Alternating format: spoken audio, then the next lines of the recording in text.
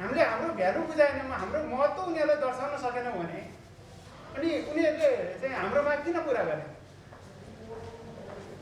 त्यो भएर हामी हाम्रो भ्यालु पनि सँगसँगै बुझाउनतिर लागौँ कि भन्ने प्रस्ताव हुन्छ। भोलिको दिन हाम्रो भविष्य के होला भन्न खोजेँ मैले। हेर्नु, आज यो दोस्रो चरणको कोभिड पछि हार्डली 50 भन्दा माथि बिल काट्ने टिभीको लागि मात्रै है, फेरि कमै टेलिभिजन छ मलाई 50 बिल काट्ने। तपाईँले मेरो सोध्नुहुन्छ भने त सरकारी विज्ञापन मात्रै मैले बिल काटेको, अरू बका काटेको छैन, उस अर्कै हुन्छ। किनभने यो अवस्था भोलि आउँछ के सर। त्यो भएर बाँच्नका लागि पहिलो सुरु लडाइँ गर्छ। तपाईँ हामी सोधा किन भन्यो भन्दाखेरि हामी त के दिए भनेर बसेका छौँ। स्याटेर केटीलाई कसलाई स्याटे कसलाई केटी बनाउने उसको दिमाग होइन के भन्छु म चाहिँ। खर्च कसरी पुर्याउने होइन। अब श्रमजीवीका कुराहरू ध्यान त्यान सबै कुराहरू हामीले त्यहाँ उठायौँ, सम्बोधन होला। त्यो भएर नम्बर अफ माग घटाउँ सर, थोरै राखौँ, लागु हुने गरी राखौँ, अल्टिमेट दिउँ।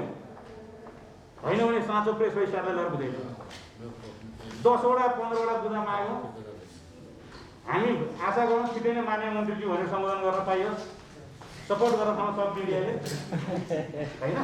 अब टेलिभिजनलाई सहज रूपमा, म त एउटा प्राविधिक मान्छे हुँ, हेर्नुहोस् म्यानेजमेन्ट मलाई आई डोन्ट नो कसरी म्यानेजमेन्टले चलाउँछ। म सबै साथीहरूलाई हेर्छु, डर लाग्छ के डाइरेक्टली स्टुडियोमा बोलाउने। यो चाहिँ फलाउने समयमा फलाउने बैठकले अथवा यो छलफलले चाहिँ एउटा रेडी गरेर तपाईँलाई मागपत्र दिएको थियो। त्यो माग सम्बोधन नहुनुपर्ने कारण के हो भने सबैले र्याकर्याक्दी पार्यो नि। अरू के छ? हामीले गएर पिट्न मिल्दैन होइन। हामीले सोधिरहने किन नगर्नुपर्ने कारण, चित्त बुझ्दो कारण आज आयो भने त ठिक छ। साथीहरू अझै पनि डराउनुहुन्छ कि मन काप्छ कि जस्तो लाग्छ कि हामी पत्रकार व्यवसाय है। मैले यो किन फिल गरेँ भन्दाखेरि केही समय अगाडि हामी चाहिँ एउटा अभियान सुरु गरौँ, यसरी हामीलाई चाहिँ अपेक्षा गरेको छ, हेरना गरेको छ भनेर बारम्बार कराइरहँदाखेरि पनि साथीहरूले त्यसमा चाहिँ सहयोग नगर्ने, उल्टै यो सङ्गठनमा आउनुहोस् भन्दाखेरि यसबाट के फाइदा पाइन्छ त भन्ने जस्ता चाहिँ क्वेसन सोध्ने। यो हाम्रो फाइदाको लागि यहाँबाट चाहिँ व्यवसाय गर्नलाई सङ्गठन खोलिएको होइन नि। यो त हामी एकजुट हौँ। यस्ता समस्याहरू हरेक चाहिँ असार मसान्तमा चाहिँ पर्छ। किन कति सरहरूसँग चाहिँ मेरो पहिलो भेटघाट हुनसक्छ, तर यो पहिलो हाम्रो मिटिङ होइन। हरेक असार मसान्तमा चाहिँ सरकारले अपेक्षा गर्छ, हेरना गर्छ, अनि हामी चाहिँ भेला हुन्छ। यो टेलिभिजन, रेडियो र सामुदायिक रेडियोको संयुक्त एक खालको आजको उपस्थिति हामीले आज मन्त्रीज्यूलाई अन्यथा अर्थ लाग्दैन भने अलि बढी मन्त्रीज्यूलाई विषयवस्तुमाथि जानकारी पनि गराउने अनि अलिअलि गुनासो पोख्ने, अनि भएन भने चाहिँ अलि गाली गर्ने भनेर बोलाएको, अन्यथा नमानिदिनु होला। भाषा अलि त्यस्तो प्रयोग भयो भनेर हाम्रा योभन्दा अघिल्लोचोटि हामीले जस्तो हामी छौँ, अस्तित्वमा हामी कहिलेदेखि छौँ, कसरी छौँ, हामीले के गरिरहेछौँ, हामी विशेष गरी मूलतः स्वरोजगारमूलक साना लगानीकर्ता भएका स्वरोजगारमूलक सञ्चार उद्यमी व्यवसायीहरू र ठुला लगानी गरेका भए पनि कम्तीमा यो चाहिँ विशेष गरी यो प्रदेशमा महत्त्वपूर्ण स्थान जमाउन सफल भएका साथीहरू छौँ र हामी प्रदेश सरकार अन्तर्गत रहेका सञ्चारगृहका साथीहरू आज उपस्थित भएका हौँ। प्रदेश सरकार अन्तर्गत रहेका सञ्चारगृहहरूले के समस्या भएका छन्, प्रदेश अन्तर्गतका सञ्चार क्षेत्रको चाहिँ विषय समस्याहरू के छ, अनि सरकारले त्यसलाई कसरी सम्बोधन गर्न जरुरी छ, सरकारले त्यो सम्बोधन गर्ने विषयमा चाहिँ त्यहाँसम्म ध्यान पुगेको छ कि छैन भनेर प्रतिनिधिमूलक टेलिभिजन प्रसारकहरूको तर्फबाट हामीले, रेडियो प्रसारकहरूको तर्फबाट उहाँहरूले र केही इन्डिभिजुअल हाम्रा साथीहरू हुनुहुन्छ जसले डे बाई डे आफूले घरखेत गरेर चलाइरहेको मिडिया जो छ, त्यो मिडिया आज बन्द गर्ने कि भोलि बन्द गर्ने स्थितिमा एकातिर आर्थिक कोभिडको महामारीमा आर्थिक अवस्थाले पुर्यायो भने अर्कातिर सरकारले ल्याएको नीति कार्यक्रम र बजेटले पनि हामीलाई किन यति धेरै हेला गर्यो, किन हामीलाई यति धेरै उपेक्षा गर्यो, कि हामी चाहिँ मतलब सञ्चार निजी क्षेत्रका सञ्चार माध्यमहरू सरकारले नरुचाएको पो हो कि भन्ने एक खालको चाहिँ जनताका बिचमा त्यसरी मेसेज गइराखेको अवस्थामा हामीले एकचोटि आधिकारिक प्रदेश सरकारको आधिकारिक धारणा नै बुझौँ न त कस्तो छ, न उहाँ भर्खर आउनुभएको विषयवस्तुमै जानकारी नभएर उहाँसँग कुरा नै नपुगेर पो यो ल्याकिङ भइराखेको छ कि भन्ने हिसाबले हामीले गऱ्यौँ। एउटा अब मैले यो कार्यक्रमलाई अलिकति अगाडि नै बढाउन चाहेँ, त्यसपछि दोस्रो चरणमा गर्छौँ, विषयवस्तु आदि प्रकाश पारे पछाडि अनि हामी थप अगाडि बढ्छौँ। एउटा हामीले यो चाहिँ संयुक्त प्रेस वक्तव्य भनेर सङ्घीय सरकारको बजेट असार 15 गते आयो र प्रदेश सरकारको बजेट जेठ 15 गते सङ्घीय सरकारको बजेट आयो र असार 1 गते प्रदेश सरकारहरूको बजेट आयो। सङ्घीय सरकारले केही विषय समेट्न खोजेको जस्तो देखायो र अधिकांश विषयहरू सङ्घीय सरकारले नै छुटायो र ती विषयहरूमाथि प्रदेश सरकारले त हामीलाई केही न्याय गर्ला नि, केही थपेर ल्याउला नि भन्ने हाम्रो अपेक्षा थियो। असार 1 गते सार्वजनिक भएको बजेटमा ती विषयहरू पनि समेटिएनन् र अझै त्योभन्दा पनि उल्टो बाटो चाहिँ हिँडेको हो कि भन्ने हामीलाई लागेर हामीले 4वटा सङ्गठनको तर्फबाट संयुक्त प्रेस वक्तव्य जारी गऱ्यौँ। त्यो प्रेस वक्तव्य राष्ट्रिय टेलिभिजन प्रसारक सङ्घ, सामुदायिक रेडियो प्रसारक सङ्घ, त्यसका अध्यक्ष अर्जुन गिरी, त्यसपछि रेडियो ब्रोडकास्टर फोरमका अध्यक्ष आरके श्रेष्ठ, त्यसपछि ब्रोडकास्टिङ एसोसिएसन अफ नेपाल का वरिष्ठ उपाध्यक्ष कुमार भट्टराई र राष्ट्रिय टेलिभिजन प्रसारक सङ्घका अध्यक्ष म शङ्कर अधिकारीले हामीले संयुक्त रूपमा हस्ताक्षर गरेर एउटा विज्ञप्ति जारी गऱ्यौँ। त्यो विज्ञप्तिले विज्ञप्ति कहाँ गयो, त्यो विज्ञप्तिका विषयहरू कहाँ पुगे, के थिए, सम्बन्धित सरोकारवाला कहाँ पुगे कि पुगेनन्, यी समाचार मात्रै बने भन्ने विषयमा हामीले त्यस पछाडि पनि खासै प्रतिक्रिया आएको पाएनौँ। हामीले हामीसँग भएका केही मिडियाहरूमा मान्य मन्त्रीज्यूहरूलाई जोड्ने प्रयत्न, मान्य रजिस्ट्रारज्यूहरू लगायतका अरू साथीहरू, सरकारवाला अड्डाका चाहिँ निकायहरूलाई हामीले चाहिँ जोड्ने प्रयत्न गऱ्यौँ। त्यो सम्भव त्यति सजिलो देखिएन। त्यसपछि यो हामीलाई मात्रै यो गलत लागेको हो कि अथवा अरूलाई पनि गलत लागेको छ भनेर हामीले आज बिहान मात्रै संयुक्त रूपमा नेपाल पत्रकार महासङ्घको केन्द्र, प्रदेश, त्यसपछि स्वरोजगारमूलक र सञ्चार उद्यमीहरूको संयुक्त जुम मिटिङ गऱ्यौँ। बिहान 8 बजेदेखि 10:30 बजीसम्म 2.5 घन्टासम्म हामीले जुम मिटिङ गऱ्यौँ। त्यसमा पत्रकार महासङ्घको केन्द्रीय अध्यक्ष, केन्द्रीय पदाधिकारी साथीहरू, प्रदेशका अध्यक्षज्यूहरू र जिल्लाका अध्यक्षज्यूहरू समेत प्रतिनिधिमूलकको त्यहाँ मन्तव्य सहभागिता रह्यो। त्यहाँ रहँदाखेरि उहाँहरूको पनि थुप्रै असन्तुष्टि चाहिँ छन् भन्ने उहाँहरूले जानकारी गराउनुभयो। ती विषयलाई मैले यो मान्य मन्त्रीज्यूको अगाडि नै मैले यो विषय राख्दैछु, के छ भनेर भन्दाखेरि मैले अनुमति समेत लिएर यी विषयहरू राख्छु भनेर भन्दाखेरि तपाईँले हाम्रो विषय राख्नुहोस्, अलिक जोरदार ढङ्गले राख्नुहोस् है भनेर भन्नुभएको छ। त्यस कारण मैले उहाँहरूको पनि विषय समेटेँ। लुम्बिनी प्रदेशले एउटा सञ्चार विधेयक, आम सञ्चार विधेयक ल्यायो। त्यो सञ्चार विधेयकमा के भन्यो भने सञ्चार क्षेत्रको सीमा निर्धारण गरियो। लामो सङ्घर्ष र 62-63 को जनआन्दोलन पछाडि बनेको नयाँ संविधानमा स्वतन्त्र प्रेस रहनेछ, प्रेस स्वतन्त्रता कायम हुनेछ भनेर लेखेर नपुगेर हामी सडकमै ओर्लिएर आन्दोलन गरेर पूर्ण प्रेस स्वतन्त्रता लेखिनुपर्छ भनेर हामीले उठाएका विषयवस्तु अहिले समय गुज्रिँदै जाँदा झन्झन खुम्चिएर आएका हुन् कि भन्ने हाम्रो ठम्ब्याइरह्यो। र अहिले त झन् लुम्बिनी प्रदेश सरकारले आम सञ्चार एउटा विधेयक ल्यायो र त्यो विधेयकमा यतिसम्म छ कि एउटा चाहिँ सञ्चारकर्मीले, एउटा श्रमजीवीले, एउटा सञ्चार उद्यमीले आफूले सञ्चार कर्ममा हात हालेकै बापत, त्यहाँ बसेर गरेका कामहरूकै बापत जेलमा समेत पुग्नुपर्ने अवस्था बनाइदियो। त्यसको विरुद्धमा नेपाल पत्रकार महासङ्घ लुम्बिनी प्रदेशका कार्य समितिको तर्फबाट रोशन पुरी महासचिवले हस्ताक्षर गरेर विज्ञप्ति जारी गर्नुभएको छ। मान्यज्यू लगायत सबै साथीहरूलाई मैले त्यो जानकारी गराएँ। त्यसपछि बागमती प्रदेश सरकारले ल्याएको नीति, कार्यक्रम र बजेटमा मुद्दाहरू के छन् अहिले हामीले विषयवस्तुमा प्रवेश गरौँला। ती विषयवस्तुहरूमाथि आफ्नो विमति राख्दै नेपाल पत्रकार महासङ्घ बागमती प्रदेश समितिले पनि शिव देवकोटाको हस्ताक्षरमा यो हाम्रो असहमति छ, हाम्रो विमति छ भनेर चाहिँ जारी गर्यो, यो वक्तव्य जारी गर्यो।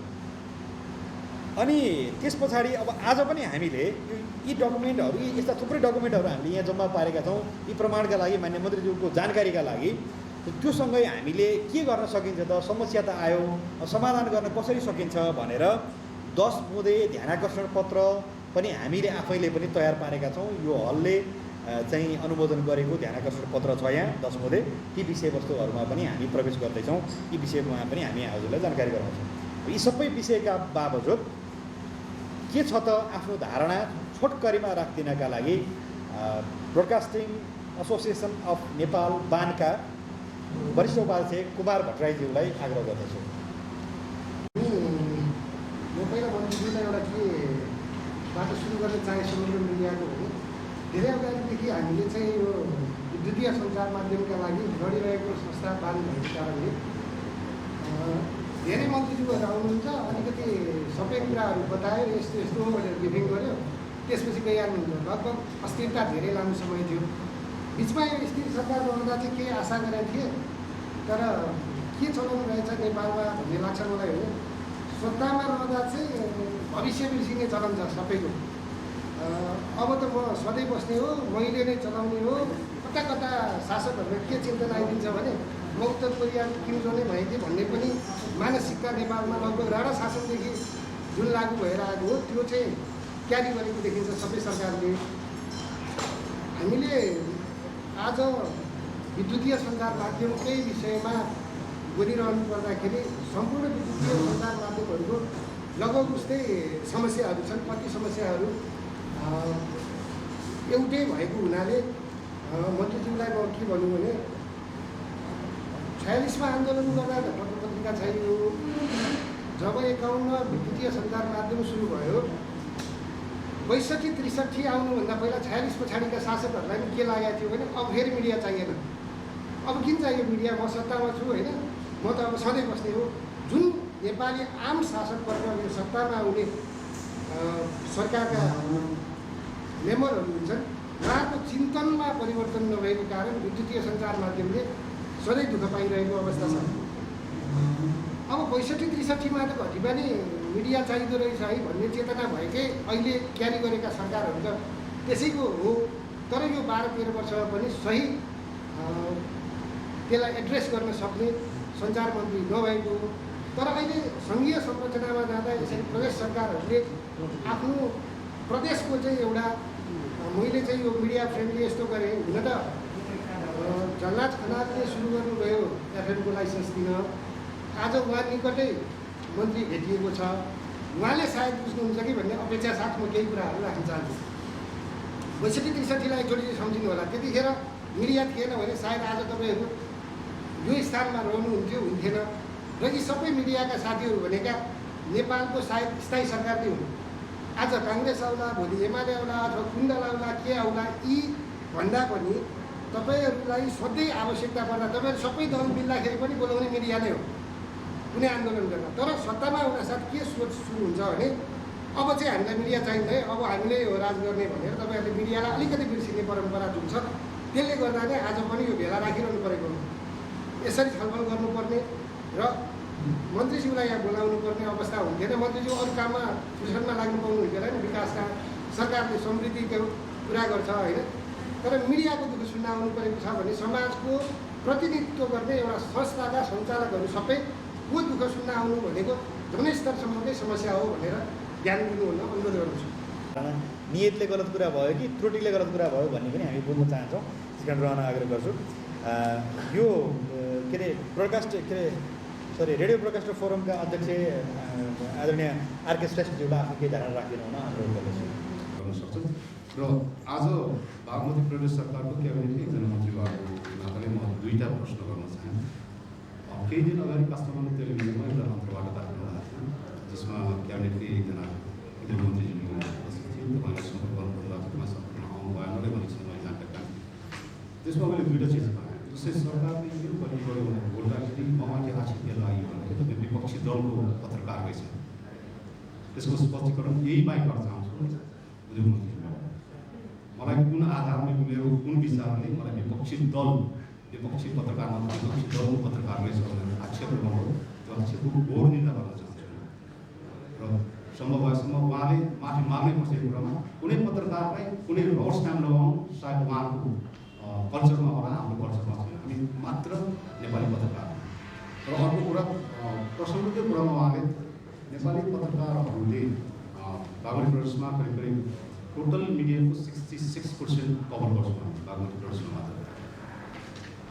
त्यो ठाउँका पत्रकारहरूले सरकारको विरोध मात्र गरे, सरकारले गरेको के पनि काम चाहिँ देखेन। त्यही भएर चाहिँ बागमती प्रदेशले आफ्नै सञ्चार गृह खोल्ने हामीले चाहिँ उद्देश्यका साथ काठमाडौँ बढाइएको के कारण यदि सरकारको रिभिजन मात्र आउने पत्रकार हो भने त्यही हिसाबले परिभाषित गर्नुहोस्।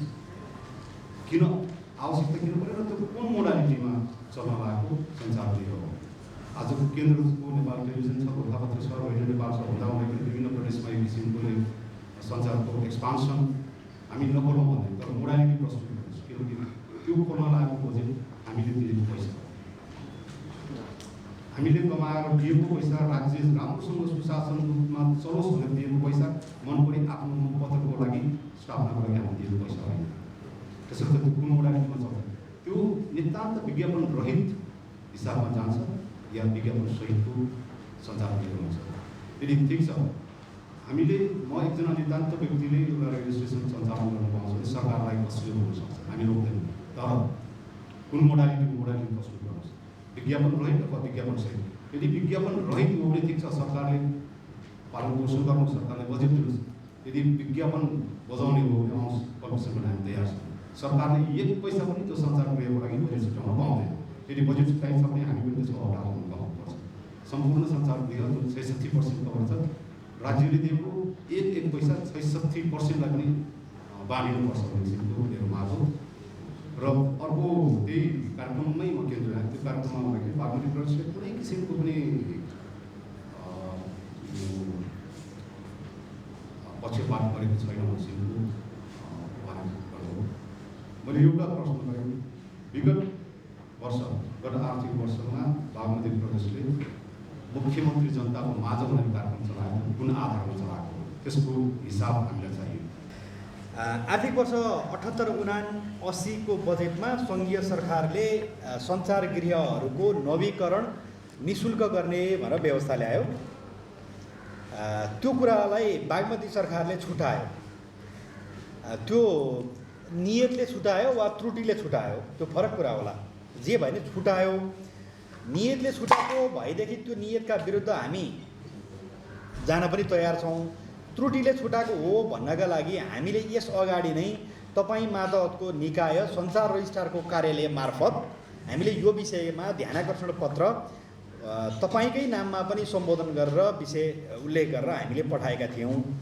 अब यो हुँदा के यसको नतिजा के आयो भने 7वटा प्रदेशमध्ये बागमती प्रदेश मात्र यस्तो हो जसले सङ्घीय सरकारसँग भएका मिडियाका फाइलहरू प्रदेशमा लगेर बुझाएको छ र सबै मोनिटरिङ गर्नका लागि प्रदेशले कानुन बनाएर त्यो मोनिटरिङको काम प्रारम्भ गरिसकेको छ।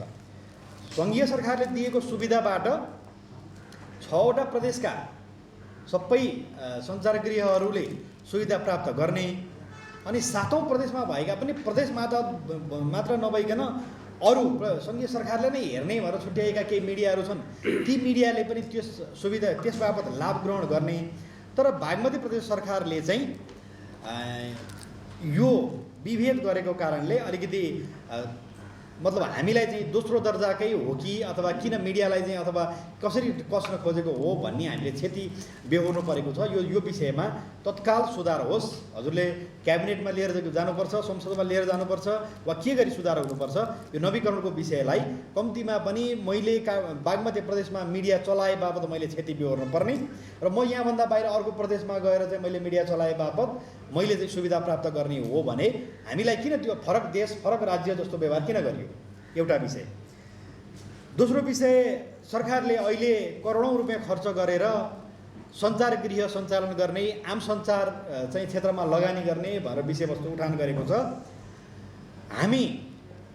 हामीले यो विषयमा प्रतिक्रिया लिन खोज्दा प्रदेश सरकारको धारणा सरकारले गरेका राम्रा कामहरूको प्रचार प्रसार नै हुन सकेन, तपाईँहरूले बोलिँदै बोल्नु भएन, त्यसकारण हामीलाई बेग्लै मिडिया चाहियो, हाम्रा कुरा चाहिँ हामीले जनतासम्म लिएर जानु पर्यो भनेर भन्नुभयो।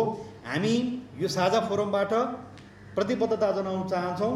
सरकारले हामीसँग सहकार्य गरेर काम गर्छ भने देशभरिका अथवा तपाईँको हकमा प्रदेशभरिका मिडिया, एफएम, रेडियो, टेलिभिजनहरू तपाईँले गरेका काम कारबाही विकास निर्माण लगायत सकारात्मक विषयका पनि समाचार सम्प्रेषण गर्न त्यसलाई कार्यक्रमका रूपमा लिपिबद्ध गरेर चाहिँ प्रदेशभरि वा देशभरि नै त्यसको वितरण गर्नका लागि हामी तयार छौँ।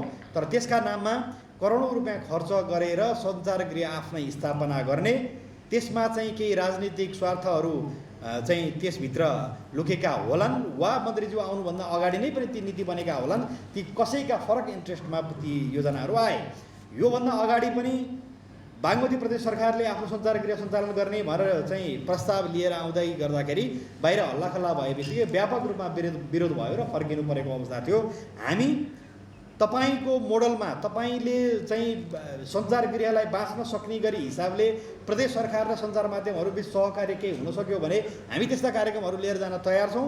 हामी समाचारमा हाम्रा विषयवस्तुलाई प्रतिपक्षीका रूपमा वा चाहिँ एउटा चौथो अङ्गका रूपमा प्रस्तुत गर्छौँ। तपाईँका कार्यक्रमलाई पनि हामी स्थान दिएर जान सक्छौँ भन्दै आफ्नै सञ्चारगृह खोल्ने, त्यो चाहिँ केही ठेकदारहरूलाई मोटाउने दिने, केही राजनीतिक नियुक्तिहरूका लागि केही आसेपासे केही नजिक भएका मान्छेहरूका पछाडि लागेर प्रदेश सरकार बदनाम नहोस् भन्ने हामी चाहन्छौँ। यो कार्य तत्काल बन्द गरियोस् भन्न चाहन्छौँ। यो मान्यज्यूलाई चाहिँ बोध गराउन चाहे। प्रदेश सरकारले सङ्घीय सरकारले अहिले विज्ञापन बोर्ड भनेर गठन गरेको छ। त्यसको अवधारणा भनेको सरकारसँग भएका सबै सूचना विज्ञापनहरूलाई एकद्वार प्रणाली मार्फत चाहिँ लिएर जान सकियोस्। सबै त्यो दुर्गम से धेरै दुर्गमबाट चलेको मिडिया भए पनि वा राजधानी सिंहदरबारको ढोकैबाट चलेको मिडिया भए पनि वा भित्रैबाट चलेको मिडिया भए पनि त्यसले चाहिँ तिनीहरूले कम्तीमा राज्यको स्रोत साधनमा समान पहुँच पुग्न सकोस् भन्ने हिसाबले लोक कल्याणकारी विज्ञापनको अवधारणा ल्यायो र विज्ञापन बोर्ड गठन गर्यो। तर त्यो निकमा भएको अवस्था छ। अब अहिले हामीले भन्न खोजेको लोक कल्याणकारी सूचना तथा सरकारी विज्ञापनहरूलाई एकद्वार प्रणाली मार्फत जारी गरियोस्। त्यो प्रदेश विज्ञापन बोर्ड हुनसक्छ वा हामीसँगै भएको सञ्चार रजिस्ट्रार कार्यालय एउटा संरचना बनिसकेको चिज छ। त्यो सञ्चार रजिस्ट्रारको कार्यालय मार्फत पनि विज्ञापनहरूलाई सूचनाहरूलाई एकद्वार प्रणाली मार्फत जाने र सबै मिडियाले काङ्ग्रेस एमाले माओवादी वा जोसुकै वा स्वतन्त्र जोसुकै सरकारमा भए पनि सञ्चारगृहलाई त्यो प्रतिपक्ष हो भने हेर्ने धारणा रहिरहोस् र त्यहाँ भएका चिजहरूले त्यो सुविधा प्राप्त गर्न सकुन्। होइन भने केही सीमित व्यक्तिहरूलाई त्यो पोस्ने काम नहोस्। मानिसको ध्यान आकर्षण गराउन चाहे केही त्रुटि छन् भने सुधार्ने प्रयत्न होस्। राज्यले अभिभावकत्व ग्रहण गरेको सञ्चार माध्यमहरूलाई सबै प्रविधिका वितरकहरूले सहजै नागरिकसम्म पहुँच पुर्याउन सक्ने अवस्था बनोस् भनेर भनेका छौँ। हामी टेलिभिजन सञ्चालन गर्छौँ मान्यज्यू। विशेष गरी अहिले चाहिँ टेलिभिजनहरूमध्ये पनि 3-4वटा प्रविधिमा छुट्याइएको छ। Satellite television, cable television, terrestrial television, अब अहिले पछिल्लो समय IP base internet protocol base टेलिभिजनहरू लगायतका विषयहरू छुट्याइएको छ। प्रदेश सरकार मातहत विशेष गरी केबल टेलिभिजनहरू तारको प्रयोग गरेर चाहिँ उपभोगकर्ताको घर घरमा पुग्ने टेलिभिजनहरूलाई प्रदेश सरकार मातहत ल्याएर राखिएको छ।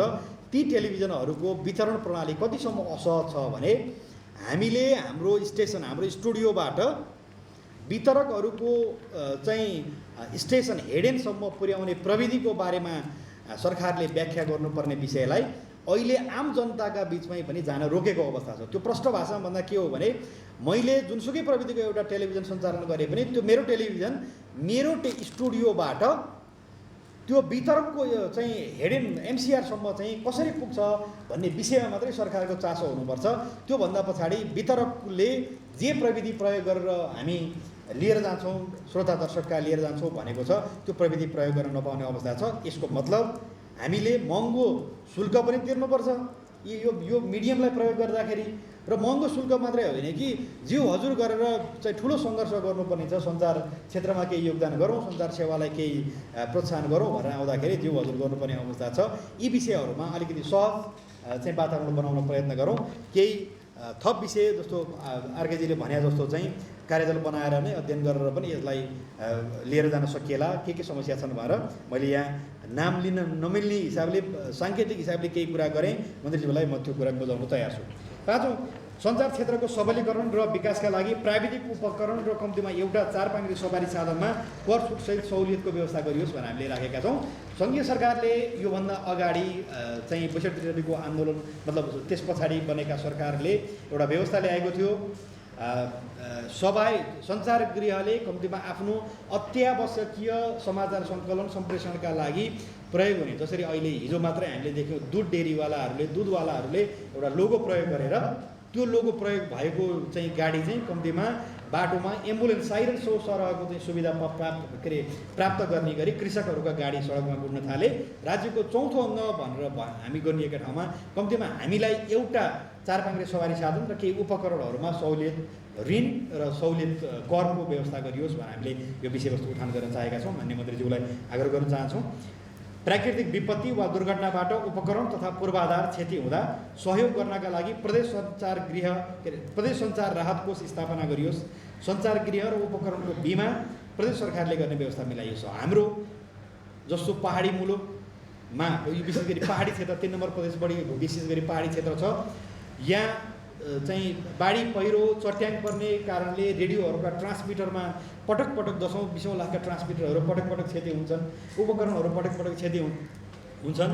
कम्तीमा त्यस्तो अवस्था टेलिभिजनहरूका चाहिँ क्यामेराहरू तोडफोड हुन्छन्। कतिपय अवस्थामा समाचार सङ्कलन गर्नु गएका क्रममा बाटोमै स्पटमै हामी पिटिनुपर्ने अवस्था छ। ती अवस्थाहरूलाई कम्तीमा त्यो अवस्थालाई राज्यले प्रोटेक्सन दिने एउटा पाटो छँदैछ। विपत्ति कुनै पनि विपत्तिमा दुर्घटनामा परेर भएका क्षतिहरूलाई कम्तीमा सहज बनाइदिनका लागि प्रदेश सञ्चार राहत कोष एउटा स्थापना गरेर हामीलाई बिमा समेत गर्ने व्यवस्था एउटा मिलाइयोस् भनेर हामीले यो विषयवस्तु उठान गर्न चाहेका छौँ। सञ्चालनमा रहेका सञ्चार गृहको स्तरवृद्धिका लागि बिना धितो सहुलियत ऋणको व्यवस्था गर्न सकियो भने चाहिँ हामीसँग भएका प्रदेशभित्र भएका सञ्चार गृहहरू आफै सक्षम भएर बाँच्न सक्ने अवस्था छ। अब अहिले सामान्य एउटा किराना पसल चलाउनेले पनि चाहिँ 10 लाख रुपियाँ ऋण चाहिँ 2% 3% सहुलियत ब्याज दरमा लिन सक्ने अवस्था छ। हामीले यो नाजायज कुरा गरिरहेका छैनौँ। हामी करोडौँ रुपियाँ मिडियामा लगानी गर्छौँ। राज्यको चौथो अङ्ग भनेर हामी चाहिँ राज्यलाई के गर्न सक्छौँ भनेर हामी लागिरहेका छौँ। सरकारले पनि हामीलाई कतिपय ठाउँ सपोर्ट गरेका ठाउँहरू पनि छन्। हामीले सबै गलत मात्रै गरेका छ हामीले भनेकै छैनौँ। हामीलाई आजसम्म यो सञ्चार गृहहरू खोल्न पाउने, स्वतन्त्र भएर बाँच्न पाउने अवसर प्रदान गरेका सरकारहरू पनि हामीले भोग्यौँ। त्यसमा अझ बढोत्तरी हुँदै जाओस् भन्यो झन् अहिले टाइट भएको देख्दाखेरि दुःख लाग्छ। यी विषयहरूमा सुधार होस्। सञ्चार क्षेत्रलाई कम्तीमा पनि उद्योगको रूपमा मान्यता दिन सकियो भने कम्तीमा 1 युनिट बिजुलीमा कति पैसा तिर्नुपर्ने, 1 रुपियाँ भए पनि सस्तो होला के होला, राज्यले हामीलाई हेऱ्यो भन्ने विषय होला।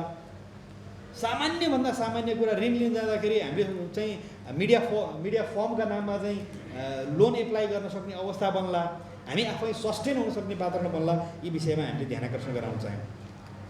प्रदेश सरकारद्वारा सम्पादित कार्यहरू र विकास कार्यक्रमका विषयमा नागरिकलाई जानकारी दिन सकिने गरी नियमित टेलिभिजन कार्यक्रम र रेडियो कार्यक्रम निजी क्षेत्रसँगको सहकारीमा उत्पादन तथा प्रसारण गर्ने व्यवस्था मिलाइयोस्। यो भनेको अहिले पनि गरिरहेको छ सरकारले, निजी क्षेत्रसँगै भनेको बाहिरका मान्छेहरूसँग मिलेर गरेको हो। बागमतीमा मात्रै कुरा गरेन, अन्त धेरै पनि र सङ्घीय सरकारले पनि त्यो गरेको अवस्था छ। तर त्यो चाहिँ यसपालि चाहिँ हामी त पार्टीमा आस्था राख्ने व्यक्ति भनौँ, हामी मिडिया भयौँ, हामी यसै पनि क्लिन छौँ भनेर हामी भन्छौँ। यसपालि एउटा सरकार आउँछ, उसले एउटा मान्छे लगेर नियुक्ति गर्छ, उसले आफ्नो इन्ट्रेस्टका विषयवस्तुहरू बोलाउँछ, इन्ट्रेस्टका कर्मचारीहरू लगेर राख्छ। अर्कोचोटि अर्को सरकार फेरिन्छ, फेरि उसले त्यसलाई फ्यालिन्छ र अर्को मान्छे ल्याएर राख्छ, उसले आफ्ना इन्ट्रेस्टका विषयहरू बोलाउँछ। त्यसरी होइन, कम्तीमा एउटा विधि पद्धति बन्यो भने प्रदेशभरि रहेका सबै रेडियो टेलिभिजनहरूले तपाईँसँग सहकार्य गरेर तपाईँलाई सहयोग पनि गरेर काम गर्न सक्ने एउटा वातावरण बनाऊ। त्यसका लागि हामी तयार छौँ। तपाईँ आफै मिडिया चलाउने लाइनमा नलाग्नुहोस्, प्रदेश सरकार नलागोस् भन्ने चाहिँ एउटा पाटो हो। त्यसपछि अन्तिममा 10 नम्बर मुद्दामा श्रमजीवी तथा स्वरोजगार पत्रकारहरूका लागि क्षमता अभिवृद्धि, बिमा र पेसागत हकको रक्षा हुने ग्यारेन्टी गरियोस् भनेर भनेका छौँ। यी विषयहरू हामीले जति राख्यौँ यी विषयहरू छँदैछन्। त्यसपछि मान्य मन्त्रीज्यूको हामी धारणा पनि बुझ्छौँ। अहिले पछिल्लो समय युट्युब च्यानल र हामीसँग भएका करोडौँ लगानी गरेर हामीले सञ्चार गृहहरू चाहिँ गरिरहेका सञ्चार गृहहरू र युट्युबको बिचमा डिफरेन्स सरकारले देख्न सक्नु पऱ्यो। कम्तीमा के हो सञ्चारको परिभाषा के हो? तपाईँले एउटा भर्खरै एउटा अनलाइन दर्ता गर्नुहोस् वा केही गर्नुहोस्, त्यसमा हाल्नुहोस् नहाल्नुहोस्, कन्टेन्ट हाल्नुहोस् नहाल्नुहोस्, अनि भ्युवरसिपका लागि चाहिँ तपाईँले युट्युब च्यानल चलाइराखेका हुन्छ र उसलाई पनि पत्रकारको हैसियत दिँदाखेरि हाम्रो वास्तवमा पत्रकारिता क्षेत्र सञ्चार उद्यम क्षेत्र नै बदनाम हुने स्थिति बन्यो। ती विषयहरूलाई पनि कसरी एड्रेस गर्न सकिन्छ, कसरी सम्बोधन गर्न सकिन्छ, कन्टेन्ट मेकिङहरूलाई कसरी चाहिँ समावेश गर्न सकिन्छ र एउटा पत्रकारले पाउने, श्रमजीवीले पाउने र चाहिँ तपाईँको सञ्चार उद्यमीले पाउने के हो चाहिँ कसरी व्यवस्थापन गर्न सकिन्छ भन्ने विषयमा ध्यान जान सकोस् भन्न चाहन्छौँ। योसँगै अन्तिममा हामीले लोक कल्याणकारी विज्ञापनको कुरा हामीले गरिहाल्यौँ। जस्तो यो प्रदेशभरि चाहिँ प्रेस रजिस्ट्रार कार्यालयले मोनिटरिङ गर्ने विषयहरू छ। धेरै विषयमा मन्त्रीज्यूसँग ठोकिनु नपर्ने, वास्तवमा हामी यो चाहेर तपाईँसँग ठोकिराखेका छैनौँ, हामी बाध्यताले ठोकिराखेका छौँ। प्रेस रजिस्ट्रार कार्यालयले धेरै काम गर्न सक्छ। तपाईँको प्रदेशले प्रेस रजिस्ट्रार कार्यालयलाई धेरै अधिकार दिएको छ। तर त्यसो हुँदाहुँदै पनि हामीले पटक पटक प्रेस रजिस्ट्रारज्यूसँग र त्यहाँ हुनुभएका अरू साथीहरूसँग पनि समन्वय गरेर हाम्रा विषयवस्तुहरू राखेका छौँ। त्यो विषयवस्तु त्यो रजिस्ट्रारज्यूभन्दा माथि सरकारवाला निकायमा पुग्दैन कि पुगेन भने हामी भोलिदेखि सञ्चार रजिस्ट्रारज्यूलाई भेट्नै छोडिदिन्छौँ। त्यहाँ किन कुरा राख्ने? हामी रिजर्भै गरेर भए पनि हामी हेटौँडा आएर कुरा गर्नुपर्ने हो कि होइन? उहाँले विषयवस्तु सम्बन्धित निकाय उपल्लो ठाउँसम्म पुर्याइदिनु भएको छ भनेदेखि ती विषयहरू किन कहिले पनि सम्बोधन हुँदैन? अनि रजिस्ट्रारज्यू भन्नुहुन्छ चाहिँ न प्रदेशले सरकारले मलाई बजेट छुट्याउँछ न चाहिँ यस्तो परिस्थिति भनेको गलत चाहिँ नजिर किन बस्छ भने व्यक्ति प्रधान होइन। त्यो पदमा आज मान्यज्यू भएको ठाउँमा भोलि अर्को मान्छे आउला, आज रजिस्ट्रारज्यू भएको ठाउँमा भोलि अर्को मान्छे आउला। तर हामीले पद्धतिलाई स्थापित गर्न सक्यौँ भने संरचनाले नै काम गरोस् भन्ने हाम्रो अपेक्षा छ। रजिस्ट्रारज्यूको र सम्बन्धित मन्त्रालयको र सम्बन्धित त्यो सिङ्गल क्याबिनेटसम्मको ग्याप रहेको हो कि के हो, यो विषयमा पनि हामी यही फोरममा प्रष्ट हुन चाहन्छौँ। फरक कुरा गर्दाखेरि चाहिँ फरक निस्किने देखियो, त्यो भएर हामी यो विषयमा पनि अलिकति प्रष्ट हुन चाहन्छौँ। र हामीले हाम्रा विषयवस्तु राखेका छौँ। हामी यति धेरै विषयवस्तु राख्दै हामी प्रदेश सरकारसँग, सङ्घीय सरकारसँग र हरेक तहका इभन स्थानीय तहका पनि सरकारहरूसँग हामी समन्वय सहकार्य गरेर जान तयार छौँ। राम्रो कामको प्रशंसा हामी गर्नलाई जहिले पनि तयार छौँ। नराम्रो काम गर्दाखेरि हामी जहिले पनि विरोधीका रूपमा प्रस्तुत हुन्छौँ। सङ्घीय सरकारले 5-5वटा टेलिभिजन रेडियो चाहिँ FM त्यसपछि पत्रपत्रिकाहरू चलाइरहेर बिजोग भएको अवस्था हामीले देखेका छौँ। सञ्चालन गर्न नसक्ने बिजोग अवस्था छ। त्यही सरकारी चाहिँ सञ्चार माध्यमले पनि निजी क्षेत्रसँग प्रतिस्पर्धा गर्न आउनुपर्ने अवस्था छ। निजी क्षेत्र आफै डुबिरहेको अवस्था छ। निजी क्षेत्रले प्रतिस्पर्धा गर्दाखेरि सरकारले चाहिँ सरकारी मिडियाले चाहिँ राहत पनि पाउने, अनुदान पनि पाउने, सबै कुरा पाउने, त्यहाँ भएको मान्छेहरूले तलब पनि सरकारबाट खाने। तर त्यही देखेर अनि सरकारले निजी क्षेत्रका साथीहरूलाई तपाईँले कम्तीमा यति तलब दिनुहोस् है, कम्तीमा यो मापदण्ड पुरा गर्नुहोस् है भनेर काम हराइरहने र सुविधा दिने बेलामा सरकारले अलिक साँगुरो मुटु साँगुरो मन गरेको हो कि भन्ने हामीले अनुभूत गरेका छौँ। यी विषयहरू सुधारियोस्। अहिले एउटा टेलिभिजन खोल्ने, एउटा रेडियो खोल्ने विषय चाहिँ सिरियसली भन्ने हो भने प्रदेशले मात्रै होइन, स्थानीय तहले पनि त्यति हैसियत राख्छ। एउटा सामान्य गाउँपालिकाले पनि 80-90 करोड 1 अरबको वार्षिक बजेट चलाउने गाउँपालिका नगरपालिकाहरू छन्। सामान्य कम गर्नेहरूले पनि उनीहरूले पनि यदि यही ट्रेन्डलाई फलो गर्दै गएर हरेक पालिकाहरूले चाहिँ आफ्ना टेलिभिजन रेडियोहरू खोल्दै गए भने त्यसो भए राज्यले एउटा नीति बनाइदियोस्। निजी क्षेत्रले सञ्चार चलाउने होइन, सञ्चार चाहिँ सरकारले नै चलाउँछ भनेर के नीति बनाइदियोस्। त्यसपछि हामी कहाँ कसरी लड्नुपर्ने, के गर्नुपर्ने हामी गरौँला। होइन भने त्यो स्थिति आर्थिक हैसियतले मात्रै होइन, त्यो नियतमै खोट देखियो भने भोलि पालिकासम्म टेलिभिजन रेडियोहरू खोल्ने भए सबै मिडिया जति सरकारले चलाउने स्थिति देखियो भने के हुन्छ एकचोटि परिकल्पना गरौँ। भोलि तपाईँ हामी नै बाहिर अन्त भएको ठाउँमा, हामीले हारुगार गर्ने ठाउँमा के हुन्छ होला? सत्ता र शक्तिमा हुनेहरूले मिडियालाई कसरी प्रयोग गर्छन् होला?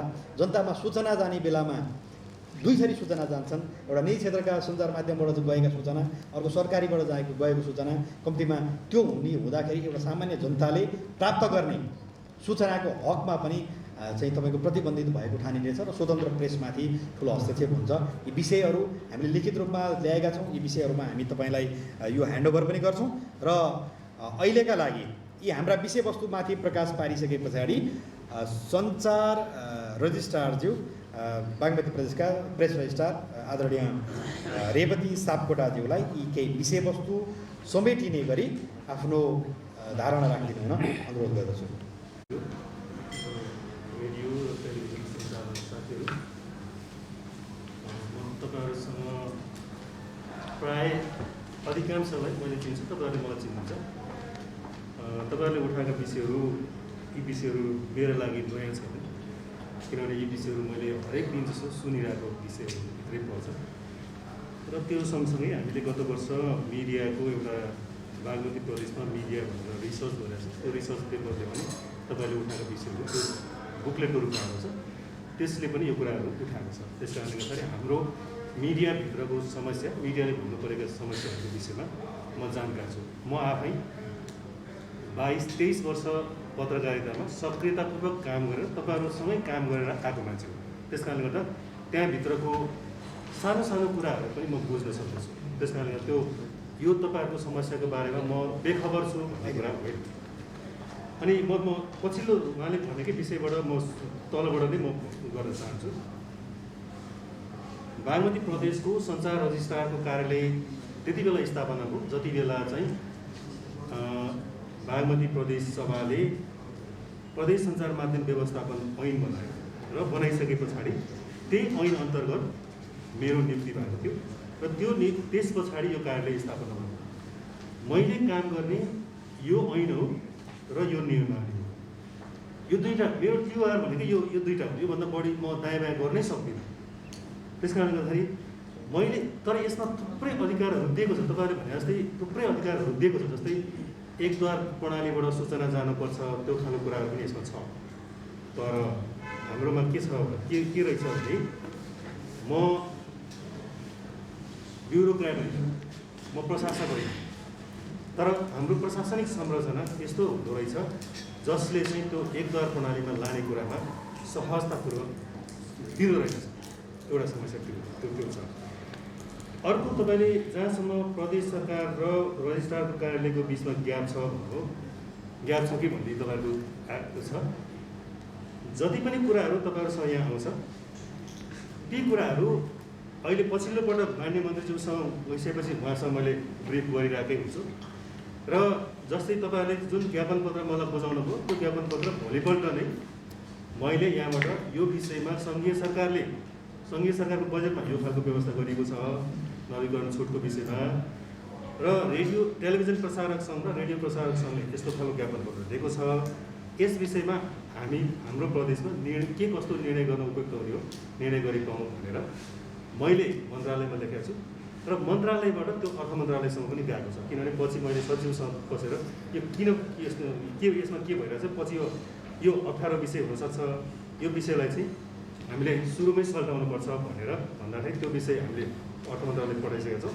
बरु त्यसलाई फलोअप गरौँ भनेर फलोअप पनि गरेको थियो। तर कसरी अर्थ मन्त्रालयमा गएर त्यो नवीकरणको विषय छुट्यो त्यो म आफैलाई पनि जानकारी छैन। त्यस पछाडि कि त उहाँले मलाई जानकारी गरिदियो भने त्यो चिज मसँग छैन। अनि हरेक विषयहरू जति विषयहरू तपाईँले उठेर हुन्छ त्यो विषयहरूमा चाहिँ कानुनका विषयहरू त्यहाँको कानुनका अधिकृतहरूसँग बसेर छलफल गरेर कसरी सल्टाउने भनेर म आफै गएर तपाईँहरूका कतिपय फाइलहरू म तपाईँहरूलाई यहाँ तपाईँहरूको फाइल मैले लिन्छु, म लिएर गएर त्यो फाइलको विषयमा के गर्न उपयुक्त हुन्छ भन्ने कुरामा निर्णय गराएर त्यसपछि ल्याएर तपाईँलाई यहाँ दिन्छु। त्यो गरिरहेको हुन्छु कानुनी विषयको विषयमा पनि। र अन्य विषयमा पनि नियमित रूपमा यो खालको छलफल चाहिँ भइरहेछ र तपाईँहरूलाई जति सक्दो सहज ढङ्गले सेवा प्रवाह गर्ने कुरामा हामी एकदमै प्रतिबद्ध भएर लागिरहेछौँ। जुन कुरा तपाईँले अनुभव गरिरहनु पनि भएको छ। किनभने मैले यहाँ यो खालको छलफलमा हामी मात्रै बसेर हुँदैन। किनभने डे टु डे काम गर्ने हाम्रो इन्जिनियर यहाँ हुनुहुन्छ रोशनजी, उहाँलाई पनि म आफैले बोलाएको ताकि उहाँले पनि यो कुरा चाहिँ थाहा पाउनुपर्छ भनेरै बोलाएको होइन। त्यस कारणले गर्दाखेरि हामी तपाईँहरूलाई सहज रूपमा सेवा प्रवाह गर्ने कुरामा एकदमै डेडिकेटेड भएर लागेका छौँ र यो खालको सेवा प्रवाह कुनै पनि सरकारी निकायमा गएर तपाईँले पाउनुहुन्छ त्यो दाबी गर्न सक्ने अवस्थामा हामी छौँ। त्यस कारणले गर्दाखेरि त्यो विषय त्यहाँ छ। त्यो नवीकरणको विषय मैले भनिहालेँ। जहाँसम्म बजेटको विषयको कुरा गर्नुभएको छ, बजेट त यस्तो छ हेर्नुहोस्, बजेटको विषयमा चाहिँ मैले यो वर्ष के भनेको थिएँ भने कति बजेट दिने के गर्ने भन्ने छलफल हुँदाखेरि मैले भनेको थिएँ 5 करोड जति बजेट दिनुहोस् न त म हाम्रो कार्यालयलाई भनेको थिएँ। धेरै माया पनि थिएन भने अनि पछि मन्त्रालयबाट के खबर आयो भने मलाई अब 3 करोडमा सीमित गरिदिनु पऱ्यो भने ल ठिकै छ 3 करोड पनि त्यो पनि त्यसैमा गयो। तर अहिले पछिल्लो अब बजेट आउँदाखेरि कस्तो आएको छ, तर मैले थाहा पाएसम्मको बजेट 2 करोड 50 लाख हो।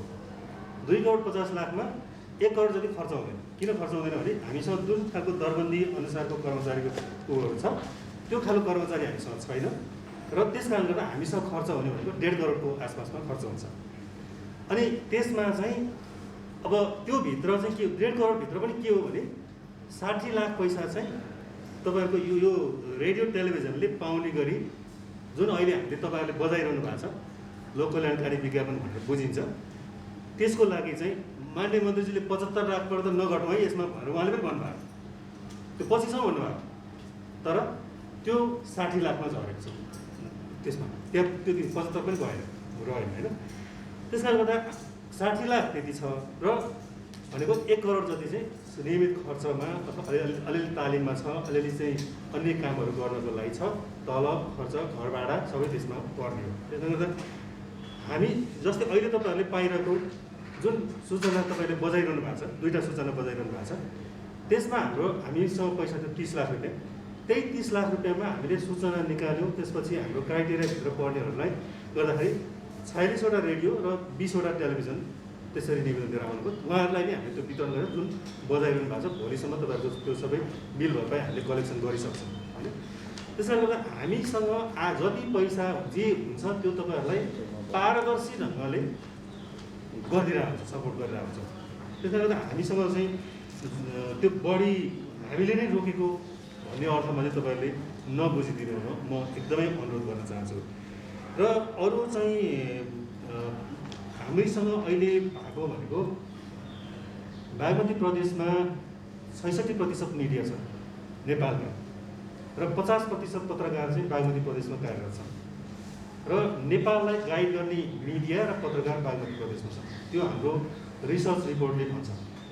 किनभने हामीले गत वर्ष 13वटै जिल्लामा त्यहाँ पत्रकारहरूले परिचालन गरेर त्यो डेटा कलेक्सन गरे हो र सबभन्दा बढी धेरै मिडिया भएको काठमाडौँ उपत्यका हो बागमती प्रदेशमा। काठमाडौँ उपत्यकाभित्र रेडियोको इजाजत दिन सक्ने अवस्था छैन, किनभने फ्रिक्वेन्सी छैन। काठमाडौँ बाहिर पनि बागमती प्रदेशमा रेडियोको धेरै फ्रिक्वेन्सी पाउन सक्ने अवस्था एकदमै कम छ, थोरै थोरै मात्रै पाइरहेछ। अहिले हामी कहाँ अपग्रेड गर्ने क्रम चाहिँ अलिक बढी छ। अहिले हामीसँग फाइल छ 91वटा होइन, त्यसमा 81वटा रेडियो अप टु डेट छ होइन, अप टु डेट बनाएको छ। ती रेडियोहरू चाहिँ कस्तो हालतमा थियो भने एकदमै कहिलेदेखि केही नभएको नमिलेको कुनै फाइल त्यस्तो थिएन जुन चाहिँ सहजतापूर्वक होस्। हामी आफैले ताकेता गरेर बोलाएर कुरा गरेर ती 81वटा रेडियोकोलाई चाहिँ अप टु डेट बनाएका छौँ अहिले एउटा। अर्को हामीसँग 35वटा टेलिभिजनको फाइल अप टु डेट छ।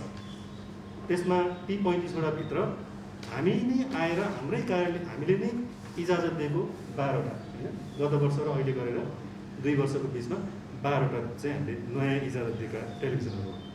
ती टेलिभिजनहरू धेरै जसो काठमाडौँमा छन् र केही काठमाडौँ बाहिर, काठमाडौँ उपत्यकाभन्दा बाहिरका जिल्लाहरू सिन्धुलीमा छ अनि चितवनमा चाहिँ लिने क्रममा छ, तर त्यो प्रक्रिया टुङ्गिसकेको छैन। अब हामीले यो प्रदेशले यो कार्यालय स्थापना गरिसकेपछि अहिलेसम्म हामीले 1.5 करोड प्लस यो वर्षको राजस्व हो, तपाईँहरूबाट नै उठेको पैसा हो त्यो। र अघिल्लो वर्ष हामीले 1 करोड प्रदेश सरकारलाई उठाएको हो। हामी यो वर्ष अब हामीसँग यो वर्ष प्लस हुन सक्ने अवस्था, किन नवीकरणको विषय टुङ्गिसकेपछि यो चाहिँ निःशुल्क हुने अवस्थामा हामीसँग थप उठ्ने हुँदैन अहिले यो वर्ष। र हामी योभन्दा यो राजस्व बढाउन सक्ने अवस्थाहरू हामीसँग अझै विद्यमानहरू चाहिँ छ, अझै हुन्छ।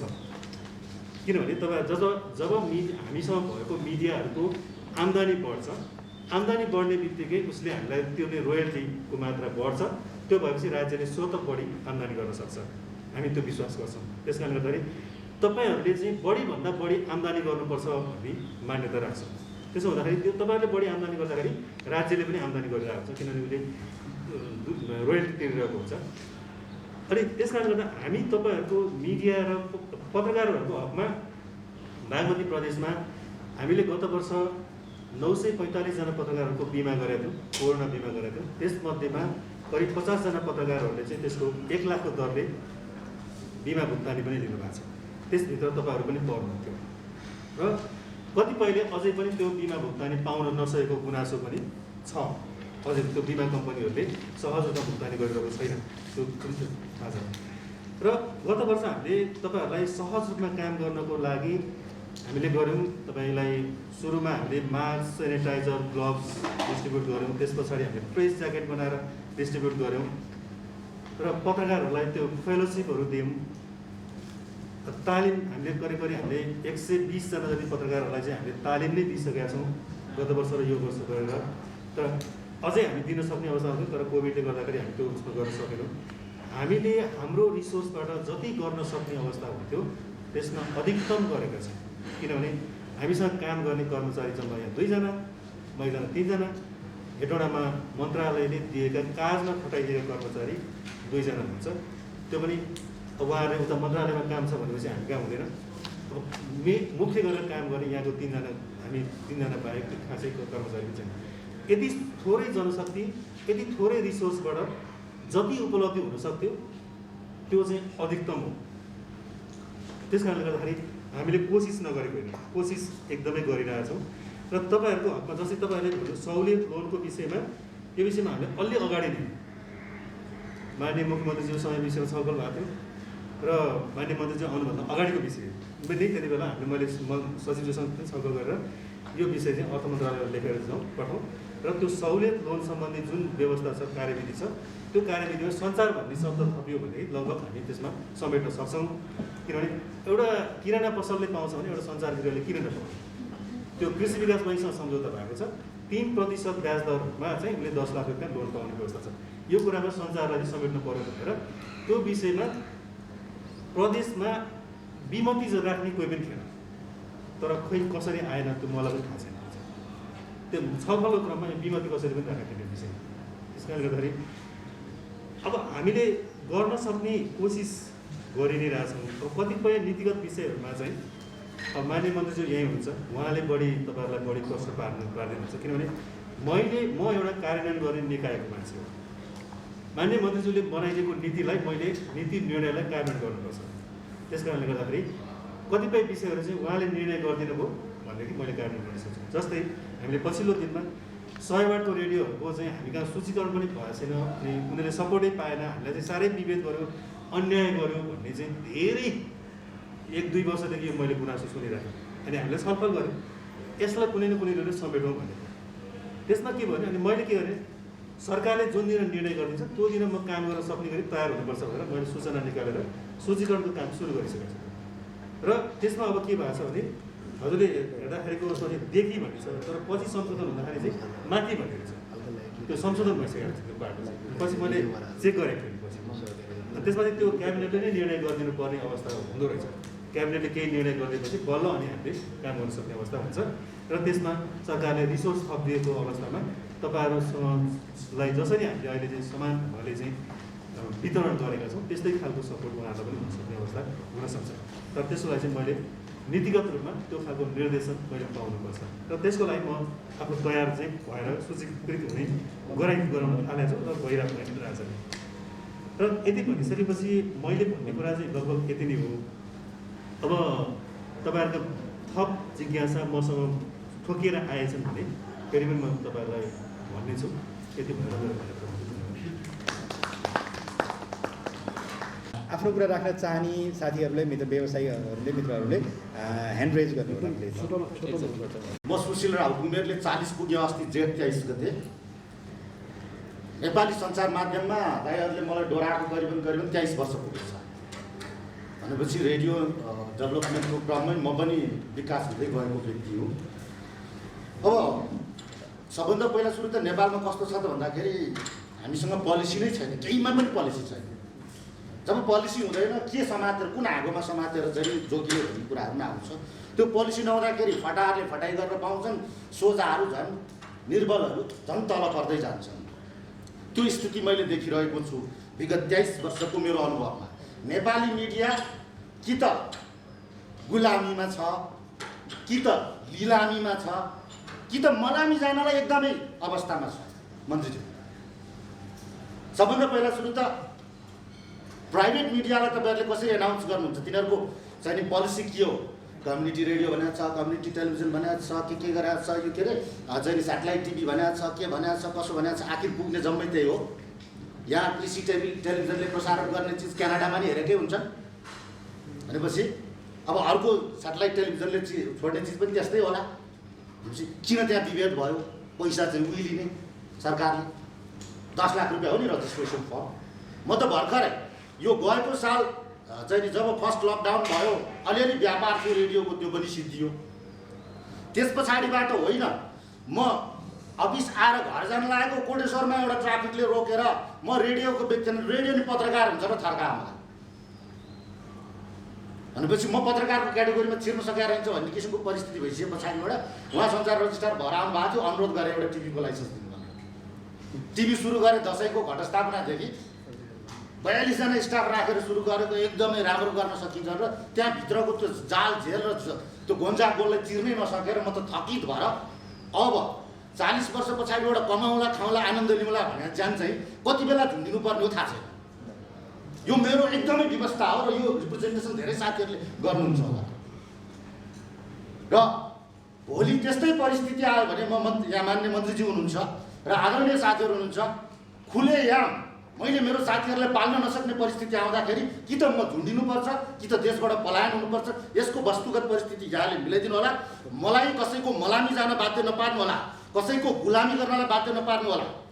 आजभन्दा 3-4 वर्ष अगाडिबाट अस्ट्रेलियाबाट एउटा टेलिभिजन ग्रुप आएर तेरो रेडियो र टेलिभिजन, मेरो पूर्व पश्चिम 3वटा प्रदेशमा रेडियो पनि छ, अनुभव छ सबै प्रदेशहरूको, तेरो रेडियो नेटवर्क जम्मै मलाई चाहिँ वर्षको 10 करोड दिन्छु भने यसो हेरेको जनै छ कि त जनै निकालेर फाल्नु पर्यो मैले। सो यो हाम्रो कल्चर, हाम्रो सोसाइटी, हाम्रो रीतिथिति सारा परिस्थिति अनुसार एउटा विशिष्ट पोलिसी तपाईँहरूले बनाउनु पर्ला। आजभन्दा 20 वर्ष अगाडि एकचोटि फर्स्टेड भएर क्लासिक एफएम बन्द भयो, त्यस पछाडि सिङ्गापुर काम गर्न गएँ म रेस्टुरेन्टमा वेटर बन्न। त्यहाँ एउटा रेस्टुरेन्ट खोल्नका लागि वालमा कति चाहिँ नि त्यो ब्रिक राख्नुपर्छ, के गर्नुपर्छ, सारा पोलिसी छ। हामी कहाँ रेडियो मिडिया अथवा युट्युब यी लगायत विभिन्न अहिले त चाहिँ जुन सोसियल मिडियाका नि विभिन्न फर्महरू आएका छन्, ती गर्नलाई केही चिज चाहिँदैन, मात्र गुलामी गर्न पाए हुन्छ, गुलामी भयो भने हुन्छ। अब यसर्थ यी 3वटा फ्याक्टरलाई चाहिँ एकदमै यहाँले गरिदिनु होला, एउटा गतिलो पोलिसी होस् र हामीलाई जोगिनलाई तपाईँहरूले जति सहयोग गर्न सक्नुहुन्छ त्यति तपाईँहरूले हामीले सहयोग गर्ने, अरू केही पनि होइन। सबैजना साथीहरू बुझिसक्नु भएको व्यक्ति हुनुहुन्छ। अघि रेवतीजी र मेरो मिडियाको अनुभव एउटै छ, मलाई थाहा छ। म उहाँलाई नेपाल 48देखि चिन्छु, बुझेकै व्यक्ति हुनुहुन्छ। सायद उहाँलाई अब हामीले केही दिन नसकिरह कि गल्ती हामीबाट भयो कि अथवा होइन, त्यो चिज रेवतीजीले पनि तयार पारेको ड्राफ्टलाई कति चाहिँ नि हाम्रा चाहिँ नि जसलाई हामीले भोट हालेर पठायौँ, जसलाई भोट हाल्न बाध्य बनायौँ 62-63 सालको जनआन्दोलनमा, जुन अघि सरले यहाँ कुमार सरले भनिसक्नुभयो, त्यो रेडियो मिडिया नहुँदो हो त अहिलेको हामी यो राज गर्न सक्थ्यौँ होला। यसर्थ धेरै कुरा छन्, कुनै बेला त्यस्तो अवसर यहाँहरूले दिनुभयो भने यो अनुभवलाई अझ यहाँहरूको त्यो नयाँ पोलिसीहरू बनाउनका लागि चाहिँ प्रस्तुत गरौँला। तर अहिलेलाई भने चाहिँ मैले यहाँहरूलाई यति अनुरोध गरेँ, राम्रो पोलिसी बनाउनुहोस्, हामीलाई कसैको मलामी जान पनि बाध्य नपार्नुहोस्, कसैको गुलामी गर्न पनि बाध्य नपार्नुहोस्। यहाँ मैले अघि पनि केही समय अगाडि कुरा उठाएको थिएँ, त्यहाँ मेलम्चीमा त्यत्रो दुर्घटना घट्यो होइन, हेलिकप्टर लिएर चाहिँ नि अलिकति हुन्छ नि त, यो बागमती प्रदेश एउटा चाहिँ नि देशभरिको राजधानी प्रदेश, यसले नेपालको मिडिया पोलिसीहरू बनाउँछ खास त। तर यसलाई अरूले डाउन गर्ने हो कि अथवा के हो मैले बुझिनँ। केन्द्र सरकार र प्रदेश सरकारको बिचमा भिन्नता के कस्तो भइरहेछ, यो पोलिसीहरूमा किन त्यस्तो भइरहेछ होइन, कसैलाई काखा कसैलाई पाखा। त्यो एकद्वार प्रणाली भनेको छ विज्ञापन, अहिलेसम्म मैले सरकारी विज्ञापन पाउनलाई कस्तो गाह्रो छ। यत्रो वर्ष काम गरिसक्यो, ट्याक्स बेलामा तिर्छु, रोयल्टी बेलामा तिर्छु, तर कहिलेकाहीँ रोयल्टी तिर्न जाँदाखेरि यत्रो धेरै किन तिर्नु पनि भन्ने कुराहरू नै आउँछ। सो धेरै चिजहरू छ यहाँले बनाउनु पर्ने। यसर्थ यति भन्दै मान्य मन्त्रीज्यू, त्यसै गरी हाम्रो रजिस्ट्रारज्यू प्रमुख अनि मेरा आदरणीय दाजुहरू र मेरा साथीहरूसँग म छुट्टिन्छु, भन्ने कुराहरू पछि धेरै भनौँला। हस्, धन्यवाद। प्रदेश सरकार भनेर हामी यति व्यापक प्रचार गर्छौँ, रेजिस्टर कार्यालय राख्छौँ र अन्त्यमा गएर चाहिँ हामीले तिरेको करको पैसा चाहिँ पोहोर सालको बजेटको कुरा गर्नु छ भने ठुला टिभी सेटेलाइट टिभीलाई चाहिँ दिए, हामीले दिएन। हामी तपाईँ अन्तर्गत छौँ, हामीले तपाईँलाई कर तिर्छौँ, हामीले तपाईँले बनाएका नियम कानुन मान्छौँ, तर प्रदेश सरकार अन्तर्गत रहेका टेलिभिजन नदिकन विज्ञापन प्रदेश सरकारले कसलाई दियो भन्दा ठुला भनौँदा टेलिभिजनलाई दिए। र अहिले चाहिँ भर्खर रेजिस्ट्रारजीहरू भयो, यो भनेपछि हामी सबैजना हार गुहार गर्न साथै चाहिँ हाम्रो अन्तर्गत रहेका संस्थाहरू, त्यो 100 वाटको एफएम होस्, त्यो सेटेलाइट टिभी होस्, तिनलाई दिन थाल्ने हो त। भनेको मतलब हामीले पैसा तिर्ने र त्यसको सेवा सुविधा चाहिँ अरूले पाउने, यो कस्तो खालको होइन प्रदेश सरकारले हामीलाई हेर्ने, हामीलाई हेरचाह गर्ने, हामीलाई संरक्षण गर्ने, हामीलाई नियम कानुन गर्ने कि हामीभन्दा बाहिर रहेका संस्थाहरूलाई गर्ने? पहिलो कुरा। भर्खर एसटाज्यूले भयो योपालि हामीले 30 लाख रुपियाँ बाँड्यौँ। उहाँले नै भन्नुभयो 66% मिडिया चाहिँ प्रदेश सरकार यो बागमती प्रदेशमा छ। मेरो एउटा टेलिभिजन चाहिँ लुम्बिनी प्रदेशमा पनि छ। त्यहाँ कति विनियोजन भयो म मान्यज्यूलाई भन्न चाहन्छु। त्यहाँ विनियोजन भएको छ पोहोर साल 2 करोड, यो साल 2.5 करोड। त्यो फेरि यो के अरे कार्यालय चलाउनलाई होइन है, त्यहाँ भएका मिडियाहरूलाई संरक्षण गर्नलाई, सूचना बजाउनलाई। हामी कति चाहिँ पाएर दङ्ग पर्दैछौँ भने 60 लाख र 75 लाख। यो के खालको विभेद हो? जहाँसम्म लाग्छ जुन चाहिँ केन्द्र सरकारले चाहिँ बजेट विनियोजन गर्दाखेरि सबभन्दा धेरै त बागमती प्रदेशलाई नै दिए जस्तो लाग्छ। त्यहाँ पनि सबभन्दा बढी मिडिया चाहिँ हाम्रै प्रदेशमा छ। अनि यो बजेट चाहिँ यो के आधारमा वा कसरी चाहिँ हामीले चाहिँ कि आफ्नो मान्छेलाई मात्रै चाहिँ पहिले नै विनियोजन गर्न सकिने हो कि होइन भने यत्रा मिडियालाई 75,000, 10% रहेको लुम्बिनी प्रदेशमा चाहिँ 2.5 करोड। अझै तपाईँ चाहिँ एकचोटि छानबिन गर्नु प्रदेश 1 मा कति छ र प्रदेश 2 मा कति छ भनेर। र हामी चाहिँ कतातिर बजेट पठाउँदैछौँ भने आफ्नै मिडियाको लागि चाहिँ 10 करोड। जसरी अध्यक्षज्यूले भन्नुभयो हामी तयार छौँ राम्रो कुरालाई देखाउनलाई, हामी तयार छौँ। तपाईँले एउटा स्टेसन खडा गरेर 50 जना यो भनौँ न सञ्चारकर्मी खडा गर्ने कि हाम्रो 50 वटा टेलिभिजन चलाएर चाहिँ तपाईँको सूचना संप्रेषण गर्ने, त्यो तपाईँमा निर्भर छ। किन आफ्नै खोज्नु पर्यो? यहाँनिर चाहिँ भर्खर यहाँ दाइहरू हुनुहुन्छ 80-90 वटा एफएम छन्। 80-90 वटा एफएमले चाहिँ प्रत्येक गाउँको समाचार चाहिँ दिन तयार छौँ, प्रत्येक गाउँमा चाहिँ समाचार पुर्याउन तयार छौँ भने तपाईँले केन्द्रमा रहेर कति वाटको एफएम खोल्न खोज्नु भएको? मेरो एकदमै विनम्र आग्रह छ, सञ्चार रेजिस्ट्रारज्यू पनि यही हुनुहुन्छ, यसरी हामीले दिएको पैसा, हामीले तिरेका करलाई चाहिँ यसरी चाहिँ अन्यत्र चाहिँ नपठाइयोस्। यदि भनौँ न केन्द्रमै पठाउँछ भने केन्द्रको अलरेडी बजेट छ नि, ती टेलिभिजन केन्द्रले दिइनै रहेको छ। अहिले पनि लोक कल्याणकारी विज्ञापनको नाममा चाहिँ लाखौँ पैसा दिइरहेका छन्। हामीले पाउने पैसा चाहिँ फेरि केन्द्रलाई फिर्ता दिनु नै छ भने प्रदेश सरकार के को लागि र हामी चाहिँ प्रदेश सरकार अन्तर्गत रहने के को लागि? ल धेरै धेरै धन्यवाद। भनेर म अहिले एउटा तर्क राखेको थिएँ। जस्तो छैन बागमती प्रदेशमा टेलिभिजन कतिवटा चाहिने छ, पोलिसी लेभलबाट कुरा गर्दाखेरि टेलिभिजन कतिवटा चाहिने हो, रेडियो कतिवटा चाहिने र अन्य सङ्घ संस्थाहरू कतिवटा चाहिने हो, त्यो पहिला फाइन्ड आउट हुनु पर्यो। र अब चाहिँ हामी यो यहाँ चाहिँ तपाईँ विज्ञापन मार्केट कति छ यो दिन सकिन्छ कि सकिँदैन, अनुमति दिने मात्रै काम पनि नगर्नु। राष्ट्र आउँछ 10 करोड भनेर अनुमति मात्रै दियौँ भने भोलि चाहिँ तपाईँको आफैमा हामी चाहिँ मन्त्रालयमा गएर विचारबुझ गर्नुपर्ने हुन्छ। त्यो स्थितिमा हामीले चाहिँ हाम्रो प्रदेशमा कतिवटा चाहिँ मिडिया आवश्यक छ त्यो ख्याल गर्नुपर्छ, 1 नम्बरका कुरा। र अहिले साथीले भनिसक्नु भएको छ हामी कुन ठाउँमा छौँ। हामीले चाहिँ टेलिभिजन सञ्चालन गरेको अहिले मेरो व्यक्तिगत रूपमा हुनुहुन्छ 7 वर्ष भयो। कुनै दिन रेवती सर आएपछि पोहोर साल हामीले चाहिँ लोक कल्याणकारी विज्ञापन भनेर 28,000 रुपियाँ सरकारी पैसा पाइयो। अहिलेसम्म हामीले कुनै पनि सरकारबाट 1 रुपियाँ पनि लोक कल्याणकारी कार्यको नाममा हामीले बजेट ल्याएको छैन र बजाउनु पाएको छैन। किन छ त्यो भन्दा हामी केवल टेलिभिजन भएछौँ र अर्को भएछ, अर्को हुँदाखेरि चाहिँ पाउने, केवल टेलिभिजन हुँदाखेरि चाहिँ नपाउने। र हामीले दिने राजस्व, हामीले दिने चाहिँ तपाईँ रोयल्टी सबै बराबरै छ। त्यो स्थितिमा विभेद जुन छ र अहिले साथीले भन्दै हुन्थ्यो अहिले उठेको छैन, हामी केवल टेलिभिजन प्रसारण गर्ने भएको कारणले गर्दा हामी चाहिँ जनताको घर घरमा सबै माध्यमबाट पुग्न नसक्ने बनाइएको छ।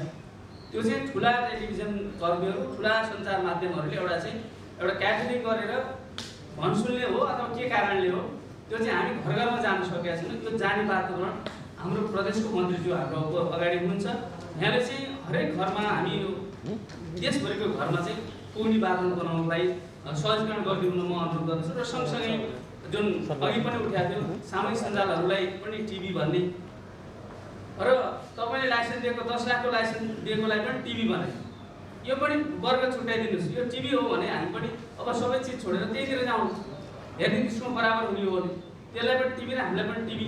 अहिले मैले अर्को कुरा पनि गरेको थिएँ, रत्न पार्कमा चाहिँ मुटु दुखेकोदेखि ढाड दुखेकोसम्म, खुट्टा दुखेकोसम्म औषधि बेच्छ क्या।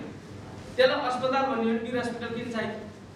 अस्पतालले भन्ने भइगयो त्यहाँ पनि औषधि बेच्छ, त्यहाँ पनि उपचार गर्छु भनेर बस्छ एकजना डाक्टर भनेपछि यो एक खालको चाहिँ विभेद जुन परिरहेछ र उस्तै हो कि क्या भन्ने परिरहेछ। थोरै चाहिँ हाम्रो पोलिसी लेभलमा एउटा केही निर्माण गर्नुपर्छ भन्ने मलाई लाग्छ, किनकि पछि झन् यो स्थिति भयावह हुन्छ। अहिले साथीले भन्नुभयो अब 2 वर्षको कोभिडले गर्दा कतै झुन्डिनुपर्छ कि भन्ने चाहिँ कुरा गर्नु, मैले पनि त्यही सपना देख्छु। कहिले मिडिया चलाउन नसकेर अब झुन्डेको सपना देखिरहेको हुन्छु कि त्यो स्थितिमा मिडिया कर्मीहरू साथीहरू चाहिँ आइराख्नु भएको छ। यसलाई एकदम गम्भीर रूपमा मनन गरिदिन म अनुरोध गर्दछु। र जुन अहिले उठाइसक्नु भएको छ यो विभेदकारी के तपाईँको चाहिँ अहिले राष्ट्र निर्माणको लागि बागमती प्रदेशले चाहिँ राष्ट्रिय रूपमा चाहिँ एउटा पोलिसी निर्माण गर्नुपर्नेमा अरूले गर्छन्, हामीले गर्दैनौँ।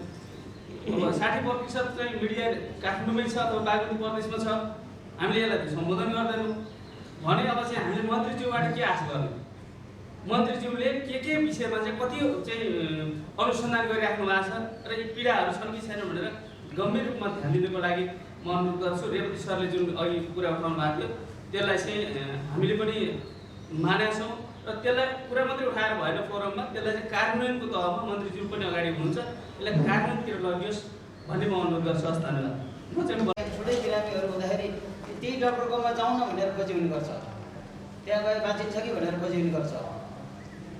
त्यस्तै खालको हामी हजुरबाट के आशा गर्छौँ भने हामी धेरै समस्यामा परेका छौँ, त्यसैले सबैको आवाजहरू नै उठेका हुन्, धेरै समस्यामा परेका छौँ, त्यसैले यो कसरी समाधान हुन सक्ला भनेर अहिले हजुरकै खोजी भएको छ। अहिले हजुरको कार्यकालमा हजुर हाम्रो लागि यस्तो बनिदिनुहोस् सधैँभरि आम मिडियाले सम्झिरहने खालको, हामी यति अप्ठ्यारो स्थितिमा पर्दाखेरि पनि उहाँको कार्यकालमा त्यो समाधान गरिदिनु, हाम्रो अप्ठ्यारोहरूलाई समाधान गरिदिनु भयो भनेर सधैँ सम्झिरहने बनिदिनुहोस्, यही आग्रह गर्छु। धन्यवाद।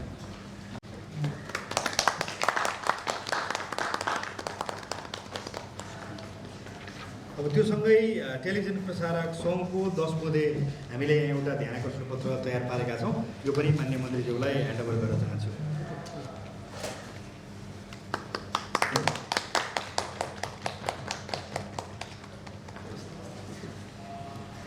अब हामी साह्रै कार्यक्रमको अन्तमा छौँ र यो बिचमा मान्य मन्त्रीज्यूले सरकारवाला व्यवसायी तपाईँकै मातहतमा रहेको चाहिँ रजिस्ट्रार कार्यालय र व्यवसायीहरूलाई नेतृत्व गर्ने सङ्गठनका पनि कुरा सुनिसके पछाडि एकदमै छोटोमा अधिकतम 3 मिनटभित्रमा आफ्नो कुरा राखेर यो बजेट नीति कार्यक्रमले सङ्घ र प्रदेशमा कसरी समेटेको रहेछ सञ्चारलाई भन्ने विषयमा थोरै प्रकाश पारिदिनका लागि अत्यन्त छोटोमा हरिहर न्यौपानेजीलाई आग्रह गर्दछु। खास गरी यो चाहिँ हामीले मान्य मन्त्रीज्यूलाई के कुरा राख्न खोजेको भने यति धेरै विषयवस्तु गर्दै गर्दा हामीले पनि एक खालको सर्वे चाहिँ गरेको हो। के भएछ त सङ्घीय बजेटमा कस्ता सुविधाहरू छन्, नीतिमा कस्तो कुराहरू समेटिएको छ, प्रदेशहरू अन्य प्रदेशहरूले कसरी चाहिँ आफूलाई उपस्थिति जनाएको छ नीति कार्यक्रम र बजेटमा भन्ने सन्दर्भमा एउटा सानो सर्वे भएको थियो। त्यो सर्वे गर्दै गर्दा बागमती प्रदेश एज अ लिडिङ प्रोभिन्स होइन, यसमा चाहिँ हाम्रो चाहिँ 60%भन्दा बढी चाहिँ मिडियाहरू छ र चाहिँ यसले देशलाई चाहिँ के मेसेज दिने प्रदेश हुँदाहुँदै पनि बागमती प्रदेशभन्दा पनि अरू प्रदेशहरू अलिकति अगाडि रहेको देखियो सञ्चारको क्षेत्रमा। त्यसैले यो चाहिँ निचोडमा 3 मिनट दिनुभएको छ, म 3 मिनट पनि लिएर 2 मिनटभित्र म सक्ने गरी विशेष गरी मिडियाको क्षेत्रमा सरर हेर्दा प्रदेश सरकारभन्दा सङ्घीय सरकार अलिक बढी उधार भएको जस्तो देखियो र उसले चाहिँ केही सहयोग गरे जस्तो देखिन्छ। जस्तो कि उसले बिजुली बत्तीको शुल्क मिना गर्ने कुराहरू एउटा चाहिँ उद्योगी मार्फत अथवा व्यवसाय मार्फत यसरी दिन सकिन्छ भन्ने एउटा नीति प्रस्तुत गरेको छ। यो चाहिँ बजेटको बुँदा नम्बर 56 मा छ। 57 मा के भनेको छ भने इजाजत तथा नवीकरण दस्तुर चाहिँ छुटै दिने भनेको छ, स्वत नवीकरण हुने भनेको छ, जहाँ चाहिँ ठुला सञ्चारगिरीहरू पर्छन् होइन, उहाँहरूले चाहिँ स्वत नवीकरणको सुविधा पाउने स्थिति देखिन्छ। यो चाहिँ सङ्घीय बजेटको 57 नम्बर बुँदामा उल्लेख छ। त्यसै गरी सङ्घीय बजेटको 61 नम्बर बुँदामा के छ भने व्यावसायिक निरन्तरता कोष भनेको छ, जहाँ चाहिँ एकदम जटिल अवस्थामा कोभिडको कारणले परेका व्यवसायी अन्तर्गत सञ्चारगिरीहरूलाई पनि राखेको छ, उहाँहरूलाई चाहिँ व्यावसायिक निरन्तरता कोषको व्यवस्था गरेको छ। र चाहिँ सरकारी जग्गा या सरकारी घरमा चाहिँ सञ्चालन गरेका सञ्चारगिरीहरू छन् भने तिनीहरूलाई चाहिँ 50% भाडा डिस्काउन्टको कुराहरू पनि गरेको छ। र चाहिँ अनि जसरी चाहिँ हामीले चाहिँ यो अनुदानका कुराहरू गर्छौँ, ऋणका कुराहरू गर्छौँ, यो ऋण लिने सन्दर्भमा पनि 5% ब्याज दरमा व्यावसायिक पुनर्कर्जाको व्यवस्था समेत गरेर अलिकति उदार छवि देखाएको छ मिडियाप्रति तुलनात्मक रूपमा हामीले चाहिँ अध्ययन गर्दाखेरि। सँगसँगै के छ भने अब माननीय मन्त्रीज्यूलाई लाग्ला यदि धेरै प्रस्तावहरू आए अरू प्रदेशले के गराएको छ भन्ने पर्ला। यो चाहिँ नवीकरण छुटको सन्दर्भमा प्रदेश नम्बर 1ले त केसम्म भनिदियो भने उसको बजेट नम्बर 18मा के उल्लेख गरेको छ भने सञ्चार क्षेत्रको अनुमति पत्र दर्ता र नवीकरण दस्तुर छुट दिने व्यवस्था मिलाइएको छ भनेर भनेको छ। यसले गर्दा त कतै टेलिभिजनहरूलाई चाहिँ दर्ता गर्ने बेला नै सबै 10 लाख छुट हो कि भन्ने मेसेज पनि यहाँ दिएको छ। त्यसै गरी एकद्वार प्रणाली मार्फत विज्ञापन चाहिँ कार्यान्वयन गर्छौँ भनेर चाहिँ उसको बजेटमा उल्लेख गरेको छ 137 नम्बर बुदामा।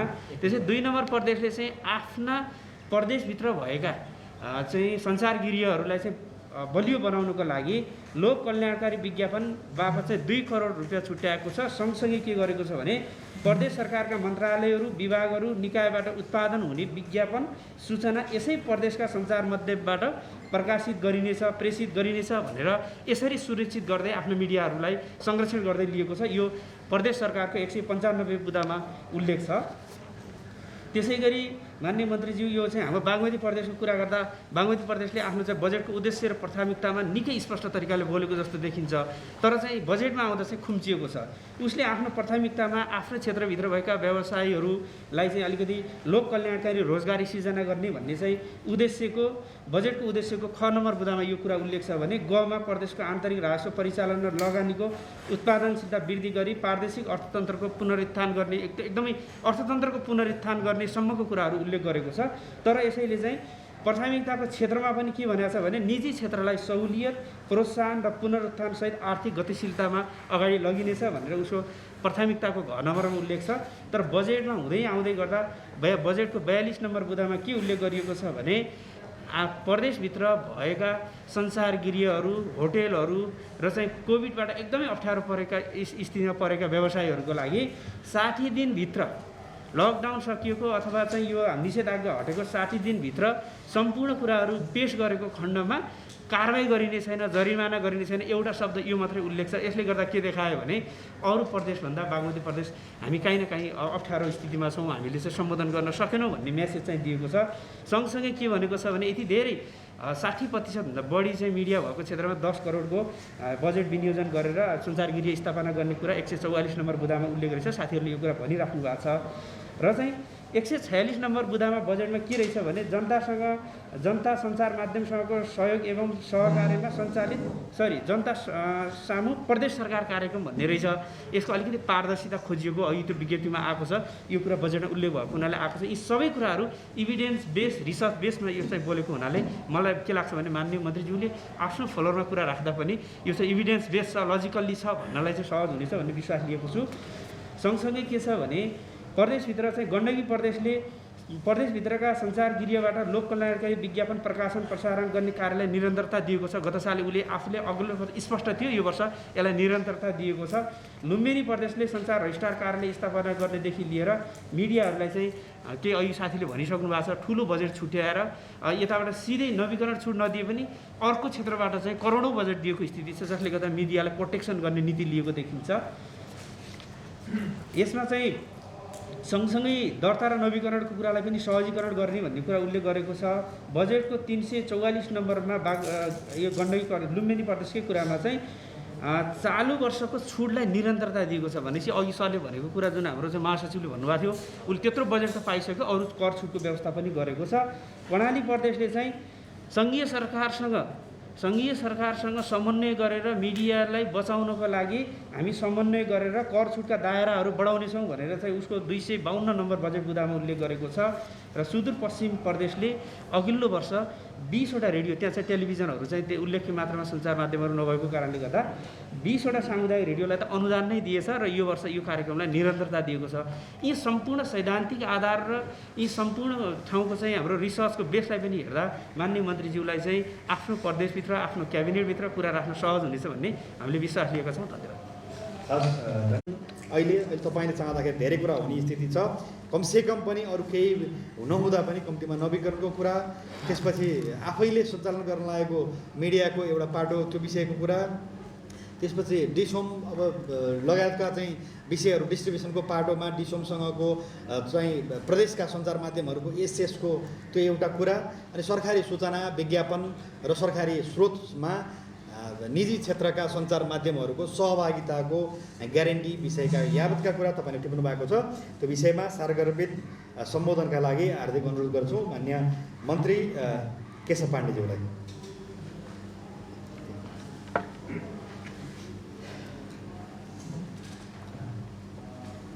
धेरै धेरै धन्यवाद। अध्यक्षता गरिरहनुभएको अध्यक्षज्यू, विशेष गरेर 4वटा सङ्घ विभिन्न सङ्घ संस्थाको तर्फबाट उपस्थित रहनुभएका प्रसारक उत्पादक सम्पूर्ण साथीहरूलाई मेरो हार्दिक नमस्कार।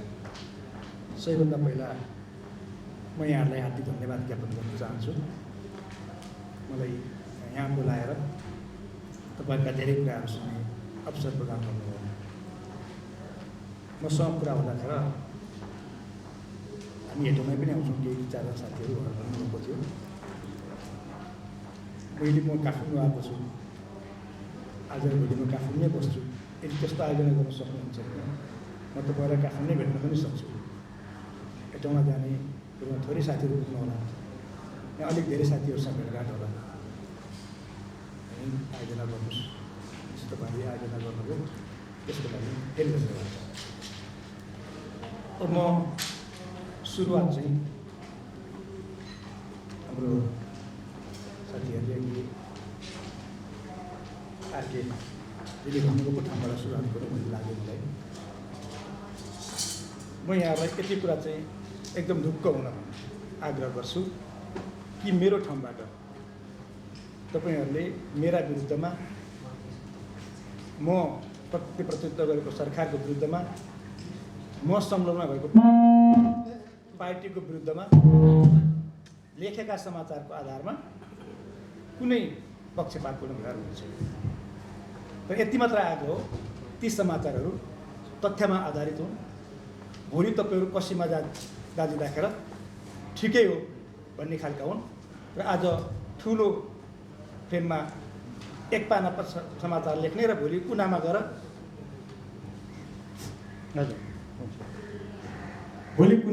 त्यो चाहिँ होइन रहेछ भन्ने स्थिति बन्नु हुँदैन। त्यसैले यो पत्रकारको धर्म पनि निर्वाह गर्नुपर्छ भन्ने मलाई लाग्छ। तपाईँहरूले गरेको आलोचना, तपाईँहरूले दिएको सुझाव, त्यसले नै हामीलाई सच्चिने मद्दत पुग्ने हो र त्यो निरन्तर रूपले लाग्छ। र म प्रतिनिधित्व व्यक्त गर्न चाहन्छु। अब छलफल भेटघाटका क्रम म जतिखेर मैले यो जिम्मेवारी दिएँ, हामी कोभिडको एकदम पिक आवरमा थियौँ।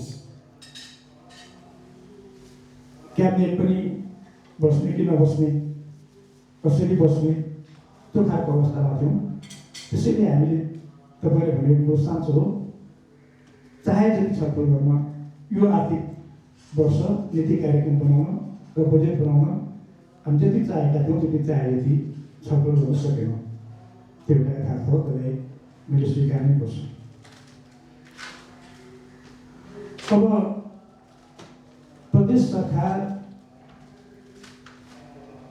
सञ्चारकर्मीहरूप्रति कस्तो व्यवहारमा छ, यहाँ मलाई लाग्छ यदि प्रदेश सरकार तपाईँहरूको कुरा सुन्दैन, तपाईँहरूप्रति विमति राख्छ भन्ने थियो तपाईँहरूले यहाँ हामीलाई बोलाउनुहुन्न थियो। यो तपाईँहरूको विश्वास हो र म पनि आउँदिनँ थिएँ कि मैले तपाईँहरूको कुराकानी सुन्ने र यहाँ फर्किने गर्ने, यो कुराकानी सुन्नु मात्र किन आउने, म केही गर्न सक्दिनँ, म केही गर्दिनँ भन्ने मलाई लागेको छ। उहाँहरूले आफ्नो कुरा राख्नु छ, म सुनेर जाने हो भन्ने म पनि किन आउने। त्यसैले यसमा हामी दुवै पक्षको भित्रदेखि नै हामी एक अर्कामा सहकार्य गरिरहन सक्छौँ, सद्भाव राखेर जान सक्छौँ र भोलिका दिनमा सँगसँगै हिँड्न सक्छौँ। हिजो पनि सँगै हिँडेको हो। अहिले भन्नुभयो जस्तै आन्दोलनका क्रममा हामी आन्दोलनमा लाग्यौँ, टाउका फुट्यो, तपाईँहरू समाचार लेख्नुभयो। हामी जेल पऱ्यौँ, तपाईँहरू समाचार बनाउनु धेरै प्रसारित गरे, तपाईँहरूको टाउको फुटे, तपाईँहरूको क्यामेरा फुटे, तपाईँहरूको रेडिका इन्स्ट्रुमेन्टहरू फुटे। त्यसको संरक्षण गर्न हामी लागेर सँगसँगै हामी लागेर प्रजातन्त्र गणतन्त्र स्थापना गरेका हौँ। यसमा सबै साथीहरूको अत्यन्तै महत्त्वपूर्ण भूमिका छ। त्यसलाई प्रदेश सरकार हार्दिकतापूर्वक स्वीकार छ र त्यो योगदानप्रति फेरि एकपटक तपाईँहरूलाई नमन गर्न चाहन्छु। म हामीले नीति र कार्यक्रम बनाइरहँदा, बजेट बनाइरहँदा मैले यहाँलाई एकदम भित्री हृदयदेखि भन्छु, उहाँसँग धेरै विषयहरूमा छलफल भयो। कसरी व्यवस्थित गर्न सकिन्छ, कसरी व्यवहारिक गर्न सकिन्छ, कसरी धेरै समाचारहरू धेरै जनताका बिचमा पुर्याउन सकिन्छ, यसका बारेमा छलफल भयो। मैले उहाँसँग दुईवटा कुरा रजिस्ट्रार भएर काम गरेको अनुभव सङ्घालयको अवस्थामा मैले सेयर गरेको थिएँ। एउटा उहाँले पनि भन्नुभयो लोक कल्याणकारी विज्ञापनको बारेमा गत साल 30 लाख रुपियाँ थियो, एकपटक कम्ती 75 लाख नगर्न त्यो कम्ती त्यो मिडियामा पुगोस् भन्ने हाम्रो प्रयास हो। अब त्यसको अन्तिम रूप आएपछि हामी त्यसलाई भन्दा अहिले नआइकन मैले त्यसमा यति छ भनेर बोल्नु मिल्दैन। प्रयास हाम्रो त्यो हुँदै हो। हामीले राखेका जुन विभिन्न पत्रकारहरूलाई दिने तालिम राखेका छौँ र मेरो कन्सर्न अहिले पनि फेरि हामी सँगै काम गर्छौँ। यसबाट पनि हामी त्यसलाई बजेट राख्नुपर्छ भनेका छौँ, सायद बजेट मिल्ने हुन्छ। तर तालिम प्राप्त पत्रकारहरूले त्यसबाट कति प्रगति गर्नुभयो, कति फड्को मार्नुभयो, त्यसको बारेमा हामी कसरी अनुगमन गरिरहेका हुन्छौँ, सुपरभिजन गरिरहेका हुन्छौँ। त्यसलाई थप अरू तालिम चाहिने पर्ने अवस्था हो कि होइन, त्यसमा हामी थप तालिम दिनुपर्ने, थप गरेर के गर्न सक्छौँ। गत साल हामीले के गर्यौँ र उहाँहरूलाई केन्द्र साल हामी थप के गर्न सक्छौँ र नयाँलाई के गर्न सक्छौँ, यसको बारेमा कार्यक्रम बनाउनुहोस् पनि मैले स्टार्टलाई भनेको छु। गत साल हामीले के गर्यौँ र उहाँहरू थप के चाहिन्छ भन्नु,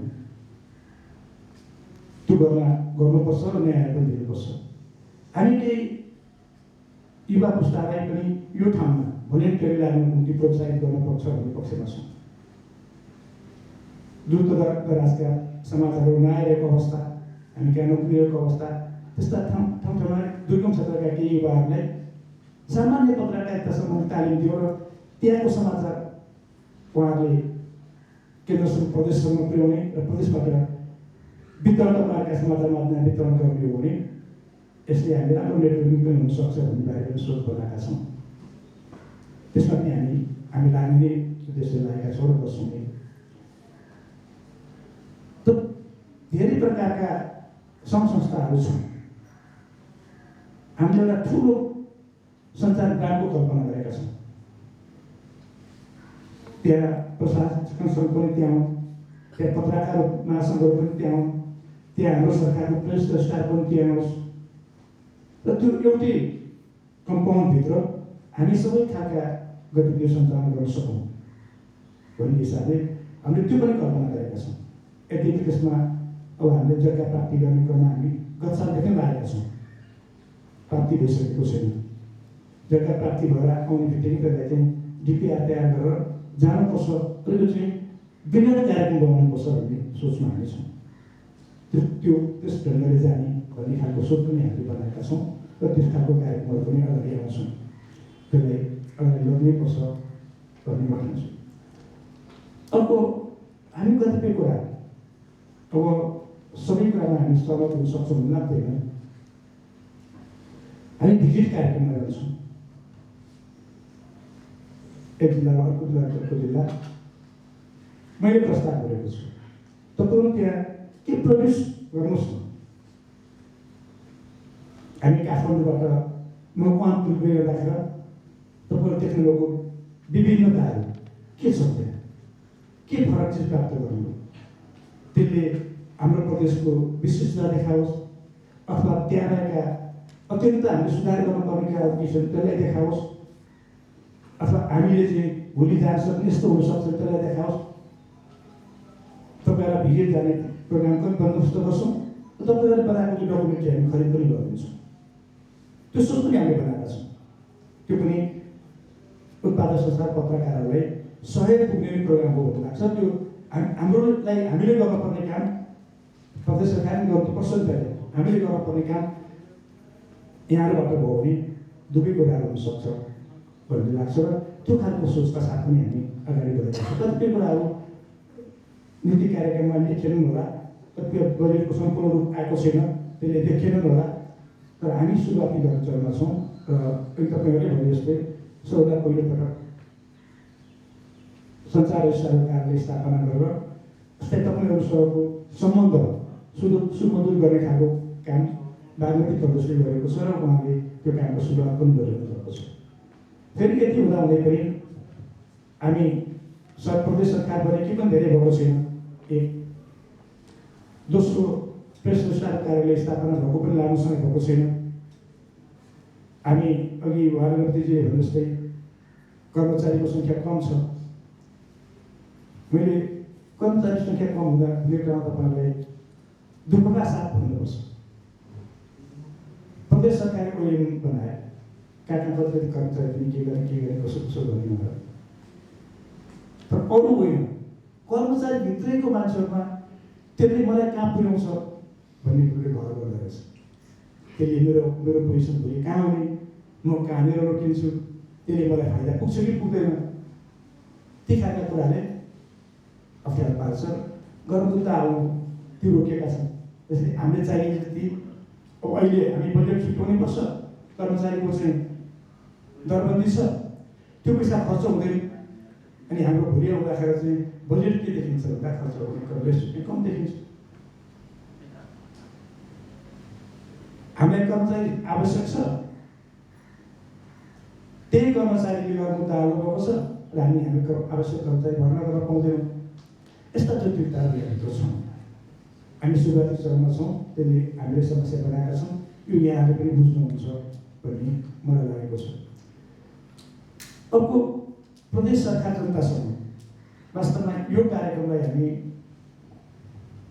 अघि यहाँले भने जस्तै अहिले धेरैतरबाट त्यो हिजो राजनीतिक कर्मीहरू, हिजो संहिताको लागि लड्ने नेता कार्यकर्ताहरू अथवा अन्य बाहिरबाट पनि प्रदेश सरकार चाहिँ चाहिँदैन कि भन्ने कोणबाट प्रश्नहरू उठिरहेका छन्। त्यसैले यसलाई हामीले जनताका बिचमा संहिताकीय प्रदेश सरकार किन चाहियो भन्ने कुरा लगाउनु जरुरी छ, पुर्याउनु जरुरी छ। त्यो पुर्याउने क्रममा हामी सबै सञ्चार माध्यमहरूको सँगसँगै काम गर्न चाहन्छौँ। त्यसमा सबैसँग एकपल्ट हुन सक्ला, कसैलाई कुनै कार्यक्रम होला, कसैलाई कुनै कार्यक्रम होला, त्यो कार्यक्रम पनि दिउँ भन्ने पक्षमा हामी छौँ। गत साल हामीले चाहिँ एनटिभीसँग के प्रोग्राम एनटिभीसँग प्रदेश डबली के कार्यक्रम होइन सुरुवात गरेको थियौँ। प्रदेश डायरी हामीले सुरुवात गरेको थियौँ र सफल भएको छ।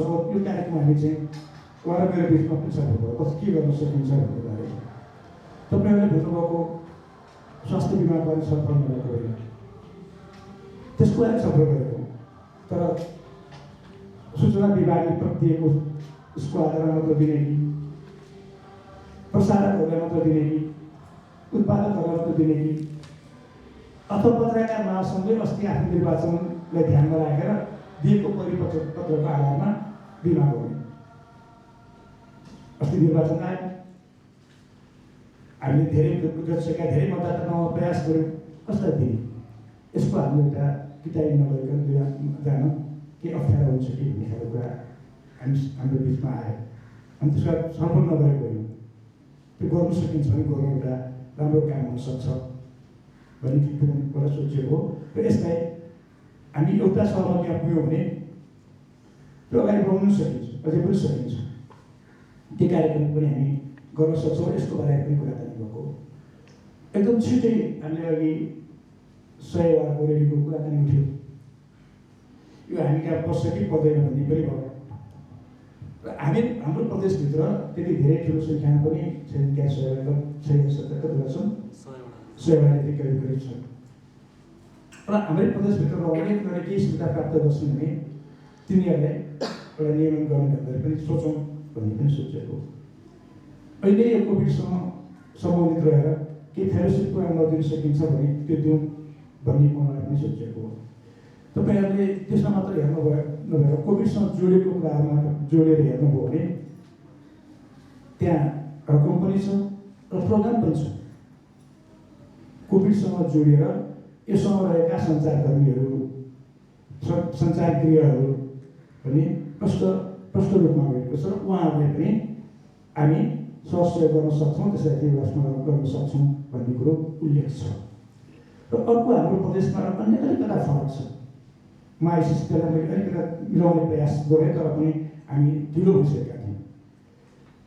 हामी कहाँ हरेक मन्त्रालयबाट पाउनुहुन्छ, तपाईँहरूले सामाजिक मन्त्रालयबाट एउटा पाउनुहुन्छ, भौतिकबाट पाउनुहुन्छ, पाउनुहुन्छ। त्यो बाँडिएको छ, सञ्चारक्रियासँग जोडिएका जुन रकमहरू छ बाँडिएको छ।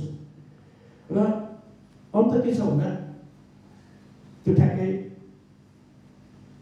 आन्तरिक मामिला मन्त्रालय राखिएको छ, त्यो रकम ठुलो देखियो। तपाईँले एकपल्ट सामाजिक मन्त्रालय अन्तर्गत हेर्नु भने त्यहाँ पनि देख्नुहुन्छ, भौतिक मन्त्रालय त्यहाँ पनि देख्नुहुन्छ।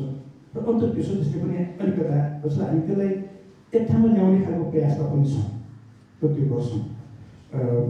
सायद यसमा पनि जान हामी तयार हुन्छौँ भन्ने मलाई लाग्छ। अब राहत कोषको बारेमा वास्तवमै हामी एउटा अप्ठ्यारो अवस्थामा छौँ र अहिले पनि प्रयास गरेका छौँ।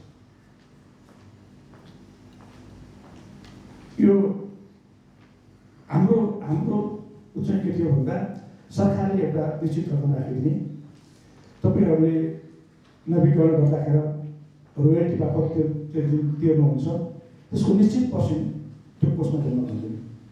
सुरुमा सरकारले एउटा कोष जम्मा गर्ने र तपाईँहरू आएको रकम त्यहाँ त्यो कोषमा जम्मा गर्ने। त्यसले जतिखेर चाहिँ विभिन्न सञ्चार माध्यमबाट परेका अप्ठ्यारो त्यो कोषबाट सहयोग गर्न सकियोस् भन्ने सोचले ती कोषहरू चाहिँ स्थापना गर्ने भनेर हामीले कन्सेप्ट अगाडि सारेका थियौँ। तर महालेखा परिषदलाई पटक्कै माने छैन, खाता खोल्नै दिँदैन। महालेखा परिषदले के भन्छ भने सरकारी कोष, सरकारी रकम त्यस्तो कोषमा खाता हाल्छ तर हामी ब्याज पनि आओस् अथवा त्यसमा चलोस् भन्ने हाम्रो त चाहना। त्यो कोष चाहिँ नघटोस् भन्ने नहो भन्ने हाम्रो त्यो सोच हो। तर महालेखा परिषदले बिल्कुलै खाता खोल्नै दिएको छैन। हामी त निरन्तर लागिरहेका छौँ, निरन्तर लागिरहेका छौँ। र महालेखा परिषदले खाता खोल्न पनि सञ्चालन गर्न अनुमति दियो भने हामी त्यो कोष सञ्चालनमा ल्याउँछौँ। अहिले भइरहेको त्यहाँ पुरा समस्या छ। त्यसैले जब हामीले त्यो अनुमति प्राप्त गरिसकेका छैनौँ भने खर्च नहुने ठाउँमा पैसा मात्र किन नगर्ने भन्ने कुरो पनि हो।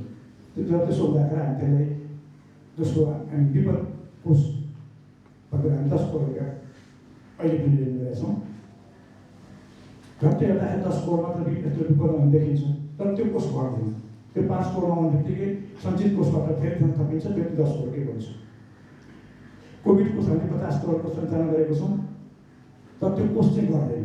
त्यो कोभिड खर्च 25 करोड झऱ्यो भने त्यसलाई 50 करोड बनाउँछौँ र हामीले यसलाई पनि त्यस्तै कोषको रूपमा लगाउँ भन्ने सोच हो, बनाउँ भन्ने सोच हो र त्यसको निम्ति निरन्तर रूपमा लागिरहेका छौँ। अगाडि पनि महालेखासँग अनुमति दिने प्रयास भयो, अनुमति प्राप्त गर्न सकेका छैनौँ र अहिले पनि त्यो लिनुपर्छ भनेर हामी लागिरहेका छौँ। अब यो नवीकरण शुल्क अघि उहाँले केही कुरा राख्नुभयो। अब म त्यसमा कहाँ भएर के भएर किन रोक्यो भन्ने पक्षमा म जाँदिनँ। तर एउटा कुरा तपाईँहरूसँग सहमत छु, सङ्घीय सरकारले दिएको सुविधा प्रदेश सरकारले दिनुपर्छ, म त्यसमा सहमत छु। अरू कहाँ के रोक्यो भन्ने बारेमा अहिले नजाउँ, के भयो भन्ने बारेमा त्यो म जाँदिनँ, त्यसमा सहमत छु। यो वान डोर प्रणाली बनाउने कुरो पनि अघि केही आलोचनासहित राख्नुभएको छ, त्यो व्यवस्थित भएको छैन भनेर त्यसको बारे पनि हामी सरकारले कहाँतिर सक्यो विज्ञापन वान डोर प्रणाली जाने कुरो पनि हामीले लोकल कार्यको सबै त्यसलाई प्रस्तुत गर्न जाने कुरा सोच बनाइरहेका छौँ र हामी कुन ढङ्ग सोचिरहेका छौँ। तपाईँले जति सरकारलाई तिर्नुहुन्छ नि कम्ती अतिरिक्त मलाई फर्क कम्तीमा त्यति चाहिँ हामी फर्कौँ, विभिन्न उसबाट फर्कौँ भन्ने हिसाबबाट हामी छलफल गरेका छौँ। तर के रहेछ भने नियमावली बनाउनु पऱ्यो, कार्यविधि बनाउनु पऱ्यो, त्यसमा कानुन कतिपय कानुनमा संशोधन गर्नु पऱ्यो। अनि ठ्याक्कै अहिले यस्तो भनेर बोल्ने खालको कुरामा अप्ठ्यारो हुँदैछ। हामी त्यो कोणबाट छलफल गरिरहेका छौँ। कम्ती त्यति गर्न सक्यो भने त्यसको त्यो के पाइन्छ भन्ने खालको होस् भन्ने हामी छौँ। अब मैले अरू धेरै कुराहरू तपाईँहरू दिनुभएका सुझावहरूलाई यो तपाईँले उत्पादन गरेको चिज कसरी जनताका सामु पुर्याउन सकिन्छ, के गर्न सकिन्छ, त्यसको बारेमा कसरी छलफल गरौँ। तपाईँहरूसँग छलफल गरेर म मन्त्रालयमा बस्छु, उहाँ पनि बनाउँछु, मुख्यमन्त्रीज्यूसँग बस्छु र ती सबै कुराहरूसँग बसेर तपाईँहरू जुन कार्यदल बनाउनु हुनुभएको छ, कार्यदलमा छलफल गरेर कसरी व्यवस्थित गर्न सकिन्छ त्यो सबै मिडियाहरूको प्रतिनिधित्व गराउने, सरकारको प्रतिनिधित्व गराउने, प्रतिनिधित्व गराउने गरी त्यो कार्यदल बनाउन जाने कुरामा म बिल्कुल सकारात्मक छु र फर्केपछि त्यसको लागि सकारात्मक भूमिका लिएर अगाडि बढ्ने यहाँबाट भूमिका जारी गर्न चाहन्छु। अब यो सरकारी सञ्चारगृह, आम सञ्चारगृहको छ। तपाईँहरूलाई जसमा म एकपटक रेडियो नेपालको बोर्ड मेम्बर पनि भएर काम गरेको। र त्यतिखेर त्यो रेडियो नेपालले त्यो ढङ्गले चलाउनु हुँदैन, यसलाई परिवर्तन गर्नुपर्छ भनेर धेरै लाग्यो। एउटा समिति बनायो हामीले, त्यस्तो धेरै स्टडी गरेको छ, त्यसको धेरै सुझाव दिएको छ। सरकारी कोषबाट चल्ने, अनि त्यसपछि सरकारले चाहिँ यो छापिदेऊ, यो प्रसारण गरिदियो भनेपछि प्रसारण गरिदिने, अनि तलब पुगेन भने तलब ल्याऊ भनेर माग्ने र सरकारी तलब दिइरहने, यो कुरोको अन्त गर्नुपर्छ भन्ने पक्षमा म। र मैले त्यहाँको संवाददाताहरूले भने तपाईँहरूले ल्याउने चाहिँ राजस्वको मात्रै दिएको लिएर आउने र कोही समाचार सङ्कलन जानै नपर्ने, किन यहाँको संवाददाताबाट बस्ने, रेडियोको संवाददाताबाट यसो पनि भयो।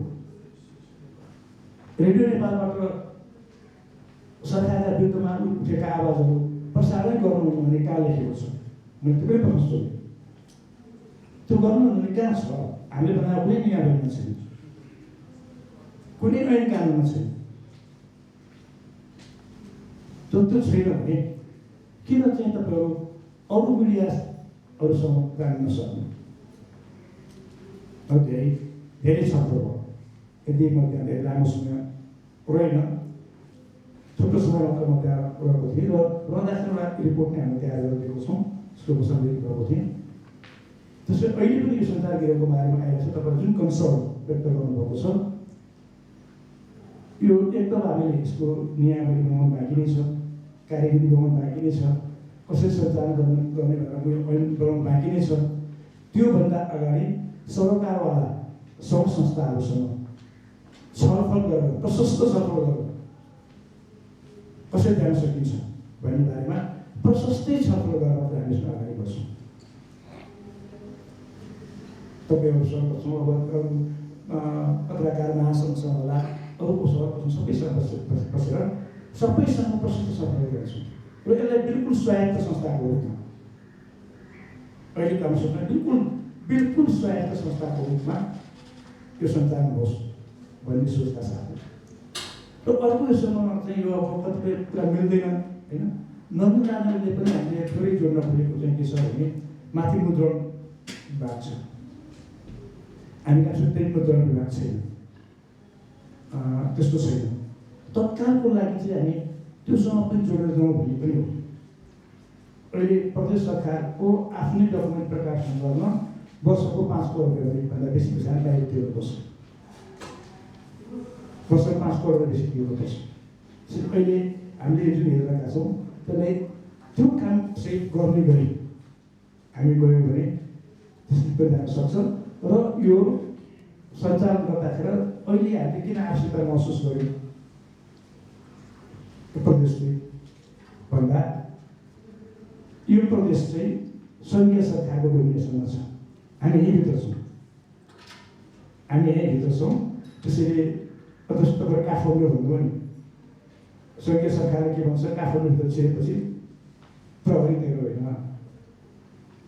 होइन यो त हामीले सञ्चालन गर्ने हो काठमाडौँभित्र छिरिसकेपछि यी साना ठुला सञ्चार के भन्छ मनोरञ्जन गृहहरू त्यहाँ होइन काठमाडौँ उपत्यकाभित्र छिरिसकेपछि हामी जेल भने पनि सुधार गृह भने पनि ठुला त्यहीँतिर होइन त्यो चाहिँ हाम्रै हो भन्ने छ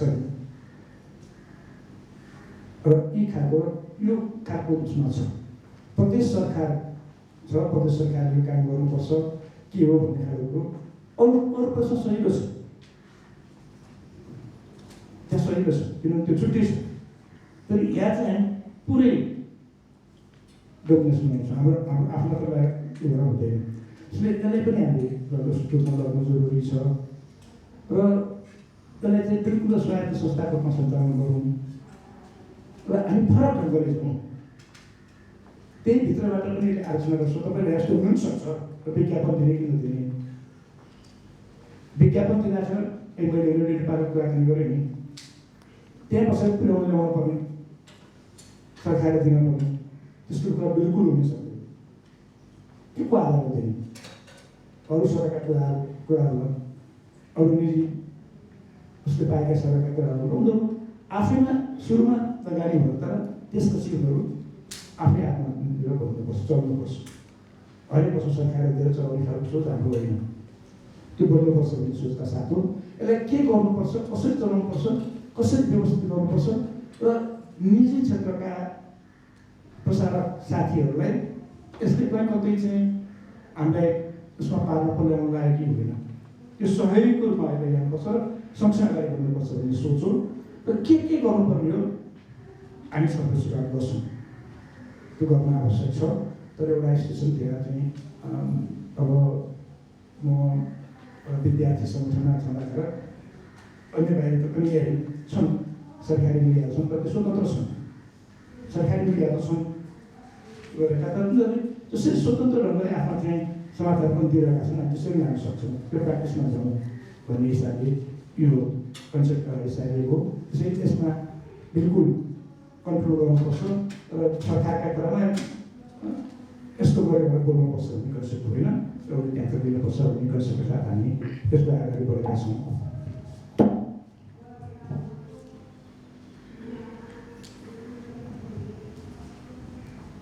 मलाई लाग्छ मोटामोटी रूपमा यहाँ उठेका विषयवस्तुहरू मैले यहाँको सामने राख्ने केही पनि भएन भने राख्दा म यो अन्य प्रदेशसँग मैले के कुरा गर्न जाँदैन मैले अहिले भन्छु किन थोरै धेरै देखियो भन्ने बारेमा हामी त्यसलाई त्यो ठाउँमा ल्याउने प्रयासमै छौँ धेरै ठाउँमा आइसकेपछि तपाईँहरू देख्नुहुन्छ त्यो रकम चाहिँ छ भन्ने बारेमा र कोभिडसँग जोडेर हामीले धेरै कुराहरू छन् त्यसपछि मैले भने तपाईँले यो केबल टिभी र डिस्ट्रिब्युटको बारे कुन जुन कुराकानी गर्नुभएको छ कतिपय टेक्निकल फर्महरू त्यो म बुझ्ने प्रयास गर्छु किनभने सबै कुरा अहिले मैले यहाँ एकदम म चाहिँ मन्त्री भएकोले सबै मैले जानेछु भन्ने कुरो होइन तपाईँहरूसँग सिक्ने नै हो जानकारी लिने नै हो र त्यो सिकेर लिएर छलफल गरेर अगाडि बढ्ने म प्रतिबद्धता व्यक्त गर्न चाहन्छु मैले थप केही कुराहरू छुट्याएर फेरि पनि म छलफल गर्छु तर मलाई के विश्वास छ भने हामीले मिडियाका क्षेत्रमा र अन्य क्षेत्रमा यसलाई बिस्तारै सुधार गर्नुपर्छ र लगाउनुपर्छ भन्ने सोचका साथमै हामी अगाडि बढेको छौँ र त्यो ढङ्गले आगामी दिनमा परिणाम देखिने गरी मैले ठ्याक्कै नीति तोक्दिनँ मैले अहिले भनिसकेँ तपाईँहरूलाई होइन त्यो हामी जानकारी पक्षमा होइनौँ तर पनि कतिपय कुराहरू अब मैले तपाईँहरूलाई ठ्याक्कै यो भन्न मिल्दैन होइन बोल्न पनि मिल्दैन कतिपय कुरा हामीले धेरै पटक छलफल भएका कुराहरू लास्टमा प्रिन्टेड फर्ममा आउँदाखेरि केही त्यस्ता भएका छन् त्यस्ता मानवीय त्रुटिहरू हुन् मानवीय त्रुटि हुन्छ त्यसलाई हामी करेक्सन गर्दै जानेछौँ मैले यही प्रतिबद्धता व्यक्त गर्दै बिदा हुने हस्त धन्यवाद जोड्नु भएको छ त्यसै गरी आफ्नो सञ्चार गृह सञ्चालन गर्ने भन्ने विषय धेरै विवादास्पद भयो प्रदेशभर अब यसलाई चाहिँ अलि म ब्रोडली छलफलमा लिएर जान्छु आवश्यक हो भने मात्रै गर्ने नत्र के गर्ने भन्नुभएको छ डिसोमसँग पनि म बुझ्छु भन्नुहुन्छ। कम्तीमा 9 बजेको विषयलाई उहाँले एक्सेप्ट गरेर ल म भोलिदेखि नै लागिहाल्छु तपाईँहरूको कन्सल्ट गर्छु भन्नुभएको छ। आज कार्यक्रममा एकदमै चाहिँ मतलब समय दिनुभयो, तपाईँलाई विशेष धन्यवाद।